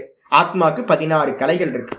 இதை இண்டிகேட் பண்ணுறதுக்கு 16 சமித்தை எடுத்துக்கிட்டு என்ன பண்ணுறான், குருட்ட வந்து பார்த்தீங்கன்னா சிஷ்யன் போய் சேர்றான். அந்த சந்நியாசத்துக்கு என்ன பேர் அப்படின்னா, குரு என்ன பண்ணுறார், சந்நியாசத்தை கொடுத்து பாடத்தை வந்து பார்த்தீங்கன்னா படித்து வைக்கிறார். சந்நியசிய சிரவணம் குறியாத் அப்படின்னு ஒரு விதி வாக்கியம். சந்நியாசம் பண்ணிட்டு வந்து பார்த்தீங்க அப்படின்னா இந்த வேதாந்த சிரவணத்தை வந்து ஆத்மாவை பற்றின சிரவணத்தை பண்ணி கொள்வாயாக அப்படின்னு. அப்போ அது மாதிரி யார் வந்து பார்த்தீங்கன்னா சிரவணம் பண்ணுறதுக்கு வந்து பார்த்தீங்கன்னா இப்போ நம்ம கூட்டத்திலே இருக்கலாம், சுவாமி எனக்கு ஃபுல் டைம் வந்து பார்த்தீங்கன்னா இதிலேயே என்கேஜ் பண்ணணும்னு ஆசை இருக்குது சுவாமி. நம்ம என்கிட்ட ஒருத்தர் 2 பேர்லாம் ஃபோன் பண்ணுவாங்க, சாமி ஃபுல் டைம் வந்துருங்க சாமி, ஒய்ஃப்லாம் இருக்குது. அப்போ ஒய்ஃப்லாம் இருக்குன்னு ஆசை இது இருக்குல்ல, ஒய்ஃப் இருக்குது, குழந்தைங்க இருக்காங்க, என்ன இருக்குல்ல, அப்போ எப்படி வர முடியும்? அப்போ வந்து பார்த்தீங்கன்னா எந்த க்ஷணம் தோணுதோ எதகரேவ விரஜேத் ததகரேவ பிரவிரஜேத் நாரத பரிவிராஜக உபநிஷத் சொல்லுது. எந்த க்ஷணத்தில் வந்து பார்த்தீங்கன்னா வைராக்கியம் வருதோ அந்த க்ஷணத்தில் போட்டதை அப்படியே போட்டுட்டு என்ன ஆனாலும் பரவாயில்ல அப்படின்னு அப்படியே கிளம்பி வர்றது. இதான் வந்து பார்த்தீங்கன்னா சந்நியாசத்தோட லட்சணம். எதகரேவ விரஜேத், எந்த பொழுதுல உனக்கு வந்து பார்த்தீங்கன்னா இது வேணாம் எனக்கு இது போதும் அப்படின்னு தோணுதோ அந்த க்ஷணத்தில் அப்படியே போட்டதை பகவான் பார்த்துப்பார் அப்படின்னு அப்படியே போட்டுட்டு வந்து பார்த்தீங்கன்னா எடுத்துக்கிறது தான் இந்த சந்நியாசம். அப்போ குருட்ட வந்து பார்த்தீங்க அப்படின்னா வந்ததுக்கு பிறகு சந்நியாசத்தை எடுத்துக்கிட்டு சிரவணத்திலேயே இருக்கிறது. சந்நியாசம் எதுக்கு அப்படின்னா கிரகஸ்தாசிரமத்தில் இருந்துக்கிட்டு வேற கமிட்மெண்ட்லாம் வச்சுக்கிட்டு ஃபுல் டைமாக என்னால் வந்து சிரவணத்தெல்லாம் பண்ண முடியாது, ஞான அபியாசம் பண்ண முடியாது அப்படின்னு ஞான அபியாசம் பண்ணுறதுக்காகவே எடுத்துக்கிற சந்நியாசம் விவிதிஷா சந்நியாசம். விவிதிஷா சந்நியாசம் முதல். இதுக்கப்புறம் வந்து பார்த்தீங்கன்னா நான் வந்து பார்த்தீங்கன்னா ஆச்சாரியர் சுவாமிகிட்ட போகும்போதே வந்து பார்த்தீங்கன்னா நான் சந்நியாசம் கேட்டோன்னே சந்நியாசம் கொடுக்க முடியாதுன்ட்டேன். அதுக்கப்புறம் நான் ரொம்ப சோகமாக உட்கார்ந்துருந்ததை பார்த்துட்டு சரி ஒரு நீ கேட்டதை கொடுக்கலனாலும் வேற ஒன்று கொடுக்குறேன் அப்படின்ட்டு என்ன சொன்னார், கைலாசாசிரமத்தில் வந்து பார்த்தீங்க அப்படின்னா பிரம்மச்சரிய தீட்சை கொடுப்பாங்க, நீ வந்து பிரம்மச்சரிய தீட்சை வாங்கிக்கோ அப்படின்னு நான் சொன்னேன். என்ன பிரம்மச்சரிய தீட்சை கொடுப்பாங்க, நைஷ்டிக பிரம்மச்சரிய தீட்சை கொடுப்பாங்க. நான் அப்பப்போ படிப்பேன், நிறைய படிக்கிற ஆள் தான் நான் சொன்னேன் நைஷ்டிக பிரம்மச்சரிய தீட்சை வாங்கினா தான் லைஃப் லாங் வந்து பார்த்தீங்கன்னா சன்னியாசமே எடுக்க முடியாதே சுவாமி, அதன விதி அப்படின்னா. ஆமாம் ஆமாம், நைஷ்டிக பிரம்மச்சரிய தீட்சை வாங்கிட்டீங்க அப்படின்னா திரும்ப என்ன பண்ண முடியாது, நைஷ்டிகமாகவே தான் இருக்க முடியும், சன்னியாசியாக எடுக்க முடியாது. அந்த விதி எனக்கு தெரிஞ்சதுனால சொன்னோன்னு ஆமாம் ஆமாம் பையன் பரவாயில்ல படிச்சிருக்கானே அப்படின்ட்டு. அப்போ என்ன பண்ணுறது அப்படின்னு கேட்டிங்கன்னா நான் டைரெக்டாக சன்னியாசம் தான் எடுப்பேன், எடுத்தால் சன்னியாசம் தான் எடுப்பேனுடைய, நடுவில்லாம் வேறு எதுவும் எடுக்க மாட்டேன். காயத்ரியை நான் பண்ணிக்கிட்டே இருக்கிறேன், பிரம்மச்சாரியாக இருந்து காயத்ரி பண்ணிக்கிட்டே இருக்கேன். எப்போ நீங்கள் சொல்கிறீங்களோ அப்போ வந்து சன்னியாசம் எடுத்துக்கிறேன் அப்படின்ட்டு நைஷ்டிக பிரம்மச்சாரிய தீட்சை எடுக்காமல் சுவாமிகிட்ட இருந்து பிரம்மச்சாரியாகவே இருந்து காயத்ரி அபியாசத்தையும் நல்ல சமிதாதானம்ன்ற ஃபயர் ரிச்சுவலையும் பண்ணிக்கிட்டு பேசாமல் சுவாத்தியாயத்தையும் நல்ல அனுஷ்டானங்களையும் பண்ணிக்கிட்டு அப்படியே இருக்கிறது. இப்போ பாடம் படிக்கிறதுக்காக வந்து சில பேர் சன்னியாசம் எடுத்தாங்க அப்படின்னா அதுக்கு பேர் விவிதிஷா சன்னியாசம். அதே என்ன மாதிரி இருக்கிறவங்க என்ன பண்ணுறாங்க அப்படின்னு கேட்டிங்கன்னா பாடம் படித்து முடித்து ஸ்ரவணம் ஆயாச்சு, சிரவணம் ஆனதுக்கு பிறகு ஒரு கன்க்ளூஷன் வந்துடணும், நமக்கு வந்து பார்த்தீங்கன்னா லைஃப் இனிமே போக வேணாம், எனக்கு கோல் வந்து ஆத்மா தான் என்னோட கோல் அப்படின்னு மனசுல நல்லா தெளிவாயிட்டு யார் வந்து பார்த்தீங்கன்னா மனனம் பண்ணணும், எனக்கு இனிமே நிதித்தியாசனம் போகணும், இனி கிரகஸ்தாசிரமம் போவேனா, இந்த உலகத்துக்குள்ளார போவேனா அப்படின்னு யார் எடுக்கிறாங்களோ நிஷ்டைக்காக எடுக்கிறது வந்து பார்த்தீங்க அப்படின்னா வித்வத் சந்நியாசம் அப்படின்னு பேர். எதுக்கு சந்நியாசம்? வித்வத் சந்நியாசம் அப்படின்னு பேரு. வித்வத் சந்நியாசம்னா ஆத்ம ஞானம் வந்தாச்சு, ஆனா ஆத்ம ஞானத்துல இன்னும் எஸ்டாப்ளிஷ் ஆகல. ஆத்ம ஞானம் கிடைச்ச பிறகு அந்த ஆத்ம ஞானத்துல எஸ்டாப்ளிஷ் ஆகிறதுக்காக எது எடுக்கப்படுகிறதோ அந்த சந்நியாசத்துக்கு பேரு வித்வத் சந்நியாசம். அப்ப நான் எடுத்ததுக்கு என்ன பேரு அப்படின்னு கேட்டீங்கன்னா, நான் வந்து பாத்தீங்கன்னா போனது 6 வருஷத்துக்கு முன்னாடியே போயிட்டேன், ஆனால் 6 வருஷம் கழிச்சு தான் சன்னியாச கிரியா நடந்து எனக்கு பேரை மாற்றி பரமஹம்சானந்தா சரஸ்வதி அப்படின்னு வச்சாங்க. அப்போ அதுக்கு என்ன பேர் அப்படின்னா வித்வத் சந்நியாசம் அப்படின்னு பேர். இப்போ என்னோட லைஃப்ல வந்து கோல் ஏதாவது கன்ஃபியூஸ் இருக்குமா அப்படின்னா 6 வருஷத்துக்கு முன்னாடி எனக்கு என்ன பண்றதுனே தெரியாம இருந்துச்சு.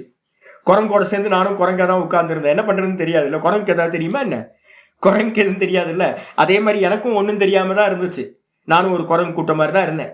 அதுக்கப்புறம் சாஸ்திரம் படிச்சதுக்கு பிறகு நல்லா தெரியும் என்ன பண்ணணும் அப்படின்றது, சந்நியாசம்னா என்ன, என்ன பண்ணணும், கோல் என்ன, இதெல்லாம் தெளிவா தெரிஞ்சதுக்கு பிறகு எடுத்தோம் அப்படின்னா வித்வத் சந்நியாசம்.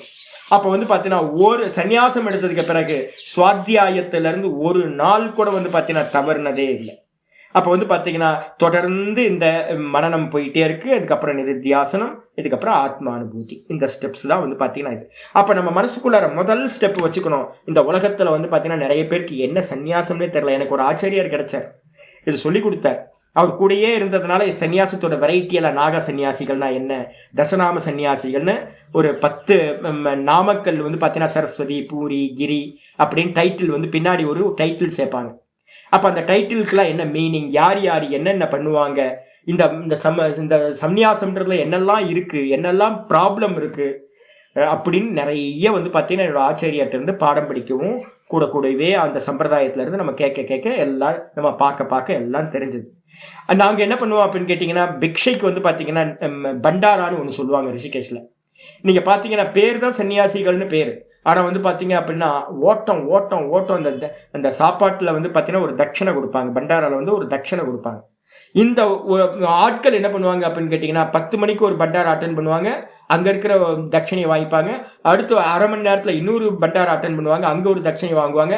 ஒரு 12 மணிக்குள்ளார 4 பண்டாரா ஓட்டம் ஒன்றுத்தில் முடியறதுக்குள்ளார பூர்ணமதக சொல்கிறதுக்கு முன்னாடி அடுத்தது ஓடுவான். அப்போ எங்களுக்கெல்லாம் கேள்வி வரும், என்னென்னா எதை விட்டாங்க இவங்க, எதை விட்டாங்க? தியாகம் தான் வந்து பார்த்தீங்கன்னா சன்னியாசத்தோட அர்த்தம். தியாகம் மீன்ஸ் தியாகம், வேற எதுவுமே இல்லை. தியாகம்னா தியாகம் தான். அந்த தியாகத்துக்கு மேலே வந்து பார்த்தீங்கன்னா இன்னும் நீங்கள் படித்து அதை இன்னும் நல்லா ஷார்பன் பண்ணுறது தான் வேலை. ஆனால் இவங்க என்ன பண்ணிட்டாங்கன்னா எதையுமே விடலை. இந்த உலகத்தில் இருக்கிற சன்னியாசத்தில் 90% சன்னியாசம் ஆபாச சன்னியாசம், விடாத சன்னியாசம். ஒரு சுவாமி வந்து பார்த்தீங்க அப்படின்னா வாட்சை வந்து பார்த்தீங்கன்னா விட்டுட்டு ஒரு சன்னியாசம் பண்ணார், என்னோட பிரத்யட்சமாக என்னோட சிஷ்யர் ஒருத்தர். அப்புறம் இன்னொருத்தர் வந்து பார்த்தீங்கன்னா ஒரு எஃப்டியை வந்து பார்த்தீங்கன்னா நான் சன்னியாசத்துக்கு ஒரு எஃப்டியவே வந்து பார்த்தீங்கன்னா உடச்சிட்டேன் சுவாமி அப்படின்னு வந்து பார்த்தீங்கன்னா ஒரு சன்னியாசி சொன்னார். எஃப்டியை உடச்சா அவர்கிட்ட நிறைய எஃப்டி இருக்குது, ஃபிக்ஸ்டு டெபாசிட்டு. அதில் வந்து பார்த்தீங்க அப்படின்னா எஃப்டி தானே சொல்லுவீங்க. அப்போ வந்து பார்த்தீங்கன்னா ஃபிக்ஸட் டெபாசிட் வந்து பார்த்தீங்கன்னா 1 உடச்சிட்டு அவர் சன்னியாசம் எடுத்துக்கிட்டார். மீதி இருக்கிற ஃபிக்ஸட் டெபாசிட் அப்படியே தான் இருக்குது. அப்போ வந்து ஒருத்தர் என்ன பண்ணார் அப்படின்னு கேட்டிங்கன்னா, ஒய்ஃப் வந்து பார்த்தீங்கன்னா வீடெல்லாம் கீழே இருக்குது. அவர் சன்னியாசம் எடுக்கும் போது வந்து பார்த்தீங்கன்னா சென்னையில் இருக்கிற ஒரு சுவாமி, இப்போ உயிரோடு இருக்காருன்னு தெரியல, சுவிக்ஞானந்தான்னு ஒரு சுவாமி, அவர் என்ன பண்ணார் அப்படின்னு கேட்டிங்கன்னா, நான் வந்து மாடியில் வந்து ஒரு ப்ரிப்பேர் பண்ணி வச்சுருக்கேன் சுவாமி, கீழே வந்து ஒய்ஃப் இருப்பாங்க, மேலே வந்து நான் இருப்பேன் சுவாமி, நான் சன்னியாசி சுவாமி அப்படின்னு. அப்போ வந்து மேலே கீழே இருந்தாவே சன்னியாசி அப்படின்ற மாதிரிலாம் இருக்குது. இன்னும் நிறைய பேர் வீட்டை விடவே இல்லை. பிண்டதானம் கொடுத்ததுக்கு பிறகு வந்து பார்த்தீங்கன்னா 7 சந்ததியோட வந்து பார்த்தீங்கன்னா உங்களுக்கு எந்த சம்பந்தமும் இருக்கக்கூடாது. அப்பாவோட சம்பந்தம், நமக்கு முன்னாடி அப்பா, அப்பாவோட அப்பா தாத்தா, தாத்தாவோட அப்பா வந்து பார்த்தீங்கன்னா கொள்ளு தாத்தா, முப்பாட்டன், 3 பேருக்கும் பிண்டம் வச்சிருவோம். அதே மாதிரி வந்து பார்த்தீங்கன்னா எனக்கும் சேர்த்து பிண்டம் வச்சிருவோம் 4. அதுக்கப்புறம் என்னோட புள்ள, என்னோட பேரன், என்னோட கொள்ளு பேரன். அப்போ எனக்கு பின்னாடி வரக்கூடிய 3, எனக்கு முன்னாடி இருக்கிற 3, அப்புறம் நான், மொத்தம் 7 சந்ததி அப்படின்னு பேர். 7 சந்ததிக்கும் நாந்தி ஸ்ராத்தம் அப்படின்னு ஒன்று சொல்லுவோம். அந்த பிண்டதானத்தை வச்சுட்டு வந்து பார்த்தீங்க அப்படின்னா எனக்கும் இந்த எதுக்கும் சம்பந்தமே இல்லை. அப்போ யார் அப்படின்னு கேட்டிங்கன்னா, மாதாச்ச பார்வதி தேவி, பிதா தேவோ மகேஸ்வரா, பாந்தவா சிவபக்தாச்ச ஸ்வதேசோ புவனத்ரயம். இதான் சன்னியாசியோட இது வந்து பார்த்தீங்கன்னா, அப்பா சிவபெருமான் தான், அம்மா வந்து பார்வதி தான், சிவபக்தர்கள் எல்லாம் வந்து பார்த்தீங்கன்னா என்னோட சொந்தக்காரங்க, இந்த மொத்த ஜெகத்தும் வந்து பார்த்தீங்கன்னா என்னோட சொந்த தேசம். இதுதான் என்னோட தனிப்பட்ட லிமிட்டில் இருந்துச்சுல, என்னோட வீடு, என்னோட சகோதரி சகோதரன், அப்பா அம்மா மண்ணங்கட்டி புண்ணாக்கு அப்படின்னு இதை எல்லாத்தையும் பிரேக் பண்ணிட்டு வசுதேவ குடும்பத்துக்குள்ளார இவன் ஆயிடும். இப்போ என்னை கேட்டீங்க அப்படின்னா, என்ன சன்னியாசியா இருக்கேன், எனக்கு எத்தனை பாட்டி அப்படின்னா, ஊரில் இருக்க பாட்டி எல்லாம் என்னோட பாட்டி, ஊரில் இருக்க அப்பா அம்மா எல்லாம் என்னோட அப்பா அம்மா, சகோதர சகோதரிகள் எல்லாம் ஊரில் இருக்கவங்க எல்லாம் சகோதர சகோதரிகள். அப்போ வந்து மொத்த பேரும் வந்து பார்த்தீங்கன்னா என்னோட குடும்பம். யாராவது கேட்பாங்க, சாமி உங்கள் ஊர் என்ன, ஊராவது மண்ணாங்கட்டியாவது, எனக்கு ஊரே இல்லை. ஆமாம், யாதும் ஊரே யாவதும் கேளு, முடிஞ்சு போச்சு. நான் போகிற இடம் தான் என்னோட ஊர், எங்கெங்கெல்லாம் இருக்கணும் அதான் என்னோட ஊர். என்னோட சொந்த ஊரெல்லாம் போயிடுச்சு. எனக்கு சொந்த ஊர் எது, மொத்த ஊர் என்னோட ஊர் தான். என்னோட பணம்னு யாரும் இல்லை, எல்லாத்துக்கும் பொதுவாக செலவு பண்ணுறது, என்னோடதுன்னு சேர்த்து வைக்கிறது இல்லை. இந்த மாதிரி இருந்தால் தியாகம் வந்து பார்த்தீங்கன்னா இண்டிவிஜுவல் விஷயத்தை தியாகம் பண்ணிங்கன்னா மொத்தமாக ஆயிடுது உங்களுக்கு. இதுதான் சன்னியாசத்தோட தாற்பயம். அப்போ வந்து பார்த்தீங்கன்னா சர்வாத்ம பாவத்துக்கு வந்து பார்த்தீங்கன்னா லீட் பண்ணுறது, லிமிட்ல இருந்து அன்லிமிட்டுக்கு போகிறதுக்கு வந்து பார்த்தீங்கன்னா சன்னியாசம் ஹெல்ப் பண்ணுறது. அதனால வந்து பார்த்தீங்கன்னா இன்னைக்கு பாடத்தில் தெரிஞ்சு வச்சுங்க, விவிதிஷா சன்னியாசம், வித்வத் சன்னியாசம், 2 கேட்டகரி.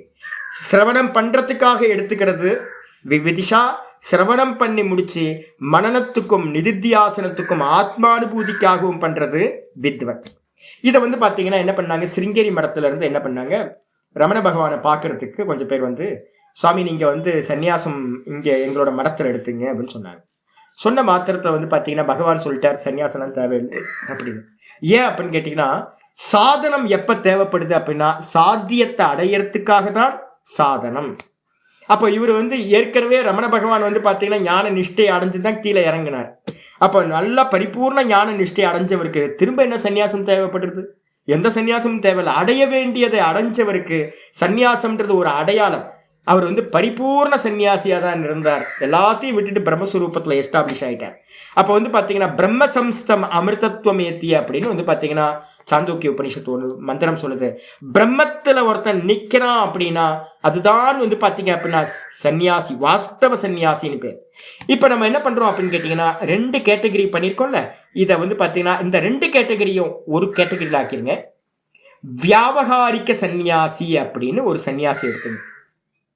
வியாவகாரிக்க சன்னியாசிக்குள்ளாரதான் விவிதிஷா சந்நியாசமும் வித்வத் சந்நியாசமும், இந்த 2 கேட்டகரியும் வியாவகாரிக்க சந்நியாசிக்குள்ளார வருது. இப்போ என்ன கேட்டால் நாங்கள்லாம் யார் அப்படின்னு கேட்டால் நாங்கள்லாம் வியாவகாரிக்க சந்நியாசி. நாத பிரம்மம் வந்து பார்த்தீங்கன்னா விவிதிஷா சந்நியாசி, நான் பாடம் சொல்லி கொடுக்குறேன் நான் வந்து பார்த்தீங்கன்னா வித்வத் சந்நியாசி. இப்போ நம்ம விஷ்ணு தீர்த்த சுவாமி இருக்காரு, நடேசானந்த சுவாமி இருக்காரு, இந்த மாதிரி நிறைய பேர், அம்சானந்தா இருக்காரு, இப்போ வந்து கிரி சுவாமி இருக்காரு. இப்போ வந்து பார்த்தீங்கன்னா எத்தனை பேர் சுவாமிகளாக இங்கே இருக்காங்களோ இவங்கெல்லாம் நானும் வியாவகாரிக்க சன்னியாசி, அவங்களும் வியாவகாரிக்க சன்னியாசி. அவங்க வந்து பார்த்தீங்கன்னா விவிதிஷா சன்னியாசியாக இருக்காங்க, நான் வந்து பார்த்தீங்கன்னா வித்வத் சன்னியாசியாக இருக்கேன். அடிச்சா அப்போ 2வது சன்னியாசம் என்ன அப்படின்னு கேட்டீங்கன்னா பாரமார்த்திக சன்னியாசின்னு இன்னொரு கேட்டகரி. பாரமார்த்திக சன்னியாசி யாரு அப்படின்னு கேட்டீங்கன்னா சதாசிவ பிரம்மேந்திரர், ரமண மகர்ஷி, இது மாதிரி யார் வந்து பார்த்தீங்கன்னா பிரம்மத்தில் யார் எஸ்டாப்ளிஷ் ஆகி ஜீவன் முக்தர்களா ஆனாங்களோ பிரம்மஸ்வரூபமாவே பிரம்மவேத பிரம்மைவ பவதி பிரம்மஸ்வரூபமாவே ஆனாங்களோ அவங்களுக்கு பேர் என்ன பேருனா பாரமார்த்திக சந்நியாசின்னு பேரு. அவங்கள வந்து சாந்தோக்கியம் சொல்லுது என்ன பேரு அப்படின்னு கேட்டீங்கன்னா பிரம்ம சம்ஸ்தக அப்படின்னு பேர். பிரம்மத்தில் நின்றவர்கள், நன்றாக பிரம்மத்தில் எஸ்டாப்ளிஷ் ஆனவர்கள், அவங்களுக்கு பேர் பாரமார்த்திக சந்நியாசி அப்படின்னு பேர். அவங்கள பத்தி பேச்சு இருக்கா அப்படின்னா அந்த பாரமார்த்திக சந்நியாசிகளை பத்தி பேசுறதுக்கு ஒன்றும் இல்லை, தூக்கி ஓரமா போட்டுருங்க. அவங்க வந்து பார்த்தீங்கன்னா விவகாரத்துக்கு அப்பாற்பட்டவர்கள். இப்போ நம்ம என்ன பண்ண போகிறோம் அப்படின்னா இங்கே முதல்ல வந்து பேச போகிறது, விசாரம் பண்ண போகிறது, என்ன பண்ணணும், ஏன் பண்ணணும், எப்படி பண்ணணும், இந்த எல்லா விசாரங்களும் வந்து பார்த்திங்கன்னா வியாவகாரிக சன்னியாசிகளை பற்றி தான் நம்ம இனிமேல் பேச போகிறோம். வியாவகாரிக சன்னியாசத்தில் முக்கியமான விஷயம் யாருன்னா விவிதிஷா சன்னியாசத்தை பற்றி விசாரம் பண்ண போகிறோம். நாளையிலேருந்து உள்ளுக்குள்ளார நம்ம என்ட்ரு ஆயிடுவோம். அதனால வந்து பார்த்தீங்கன்னா மனசுக்குள்ளே நல்லா கொண்டு வந்துடணும். தியாகேனைக்கே அமிர்தத்துவமான சுகம். ஸ்ருதி சொல்லுது என்ன அப்படின்னா தியாகம் ஒன்றினால் மட்டுமே அமிர்தத்தன்மை அடையப்படும். நான் பரமஹம்சானந்தா, ஸ்தூலம் சூக்ஷ்மம் காரணம், 3 தேகத்தை நானுக்கு பக்கத்தில் வச்சிருக்கேன். இந்த 3 தேகத்தையும் தியாகம் பண்ணாதான் நான்ல நிற்க முடியும். அப்ப நான்ல நிக்கணும் அப்படின்னா உங்களுக்கு வேற பாசிபிள் இல்லவே இல்லை. தியாகத்தினால மட்டும்தான் முடியும். சன்னியாசிக்கு தான் மோட்சம் அப்படின்னு யார் சொல்லுவா? சங்கரர் சொல்லுவார். அதனால அவருக்கு மேல நிறைய பேருக்கு வந்து பார்த்தீங்கன்னா கோபம். சவுத் இந்தியாவிலலாம் நிறைய சைவ மதத்தில் இருக்கவங்களுக்குலாம் வந்து பார்த்தீங்கன்னா ஐயோ அவர் வந்து பார்த்தீங்கன்னா சன்னியாசிக்கு தான் மோட்சம்னு சொல்லிட்டார். ஆமாம், சன்னியாசி. சன்னியாசின்றதுக்கு அர்த்தம் என்ன அப்படின்னா தியாகி அப்படின்னு அர்த்தம். பரமஹம்சர் வந்து பார்த்தீங்கன்னா ராமகிருஷ்ண பரமஹம்சர் வந்து பார்த்தீங்கன்னா இந்த மொத்த பகவத்கீதையோட சாரம் என்ன அப்படின்னு கேட்கும் போது அவர் சொல்றார், கீதாவை வந்து திருப்பி போடுங்க, திருப்பி போட்டிங்கன்னா தாகி தாகி தாகின்னு வரும். பெங்காலில் வந்து பார்த்தீங்க அப்படின்னா பெங்காலியில் தாகி அப்படின்னா தியாகின்னு அர்த்தம், தியாகம். இந்த மொத்த பகவத்கீதையோட தாற்பயம் என்ன அப்படின்னு கேட்டீங்கன்னா தியாகம். சர்வதர்மான் பரித்தியஜ்ய மாமேகம் சரணம் பிரஜ. எல்லா குப்பக்கூலங்களையும் தூக்கி போட்டுட்டு வந்து பார்த்தீங்கன்னா பிரம்மஸ்வரூபம் மட்டும்தான் சத்தியம். அந்த பிரம்மம் ஈஸ்வரன், அவர் மட்டும்தான், கிருஷ்ண பரமாத்மா தான் எவன் சரணாகதி பண்றானோ அவனுக்கு மோட்சம். அதனால வந்து பார்த்தீங்கன்னா எல்லா தர்மங்களையும் தூக்கி போடுறது தான் இந்த மொத்த கீதையோட தாற்பயம். மொத்த கீதா என்ன சொல்லுது அப்படின்னா கீதாவை திருப்பி போட்டா தாகி தாகி தாகி தாகி தாகி தாகின்னு தியாகி தியாகி தியாகி தியாகி தியாகி தாகின்றது தான் தியாகி தியாகி தியாகி தியாகி. அப்போ அதனால வந்து பார்த்தீங்கன்னா மோட்சம் அடையணும், நம்ம அபரோக்ஷ அனுபூதி அடையணும் அப்படின்னா சந்நியாசம் இல்லாமல் முடியாது அப்படின்னு புரிஞ்சுக்கணும். நாளைக்கு மீதியை பார்ப்போம்.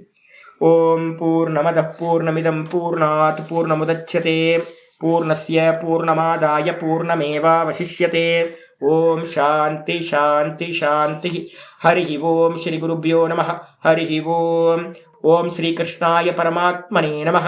ஸ்ரீ கிருஷ்ண கிருஷ்ண கிருஷ்ண. காயேன வாசா மனசேந்திரியைர்வா புத்தியாத்மனா வா பிரகிருதேர் ஸ்வபாவாத் கரோமி யத்யத் சகலம் பரஸ்மை நாராயணாயேதி சமர்ப்பயாமி. ஓம் தத்சத் இது பரபிரம்மார்ப்பணமஸ்து. நாராய நாராய நாராய நாராய நாராய. நல்ல கிளாரிட்டி வந்துருச்சு அப்படின்னா என்னென்ன 18வது சாப்டரில் இதில் வந்து பார்த்தீங்க அப்படின்னா சந்நியாச சப்தம் ஒரு 15 சப்தம் இருக்குது.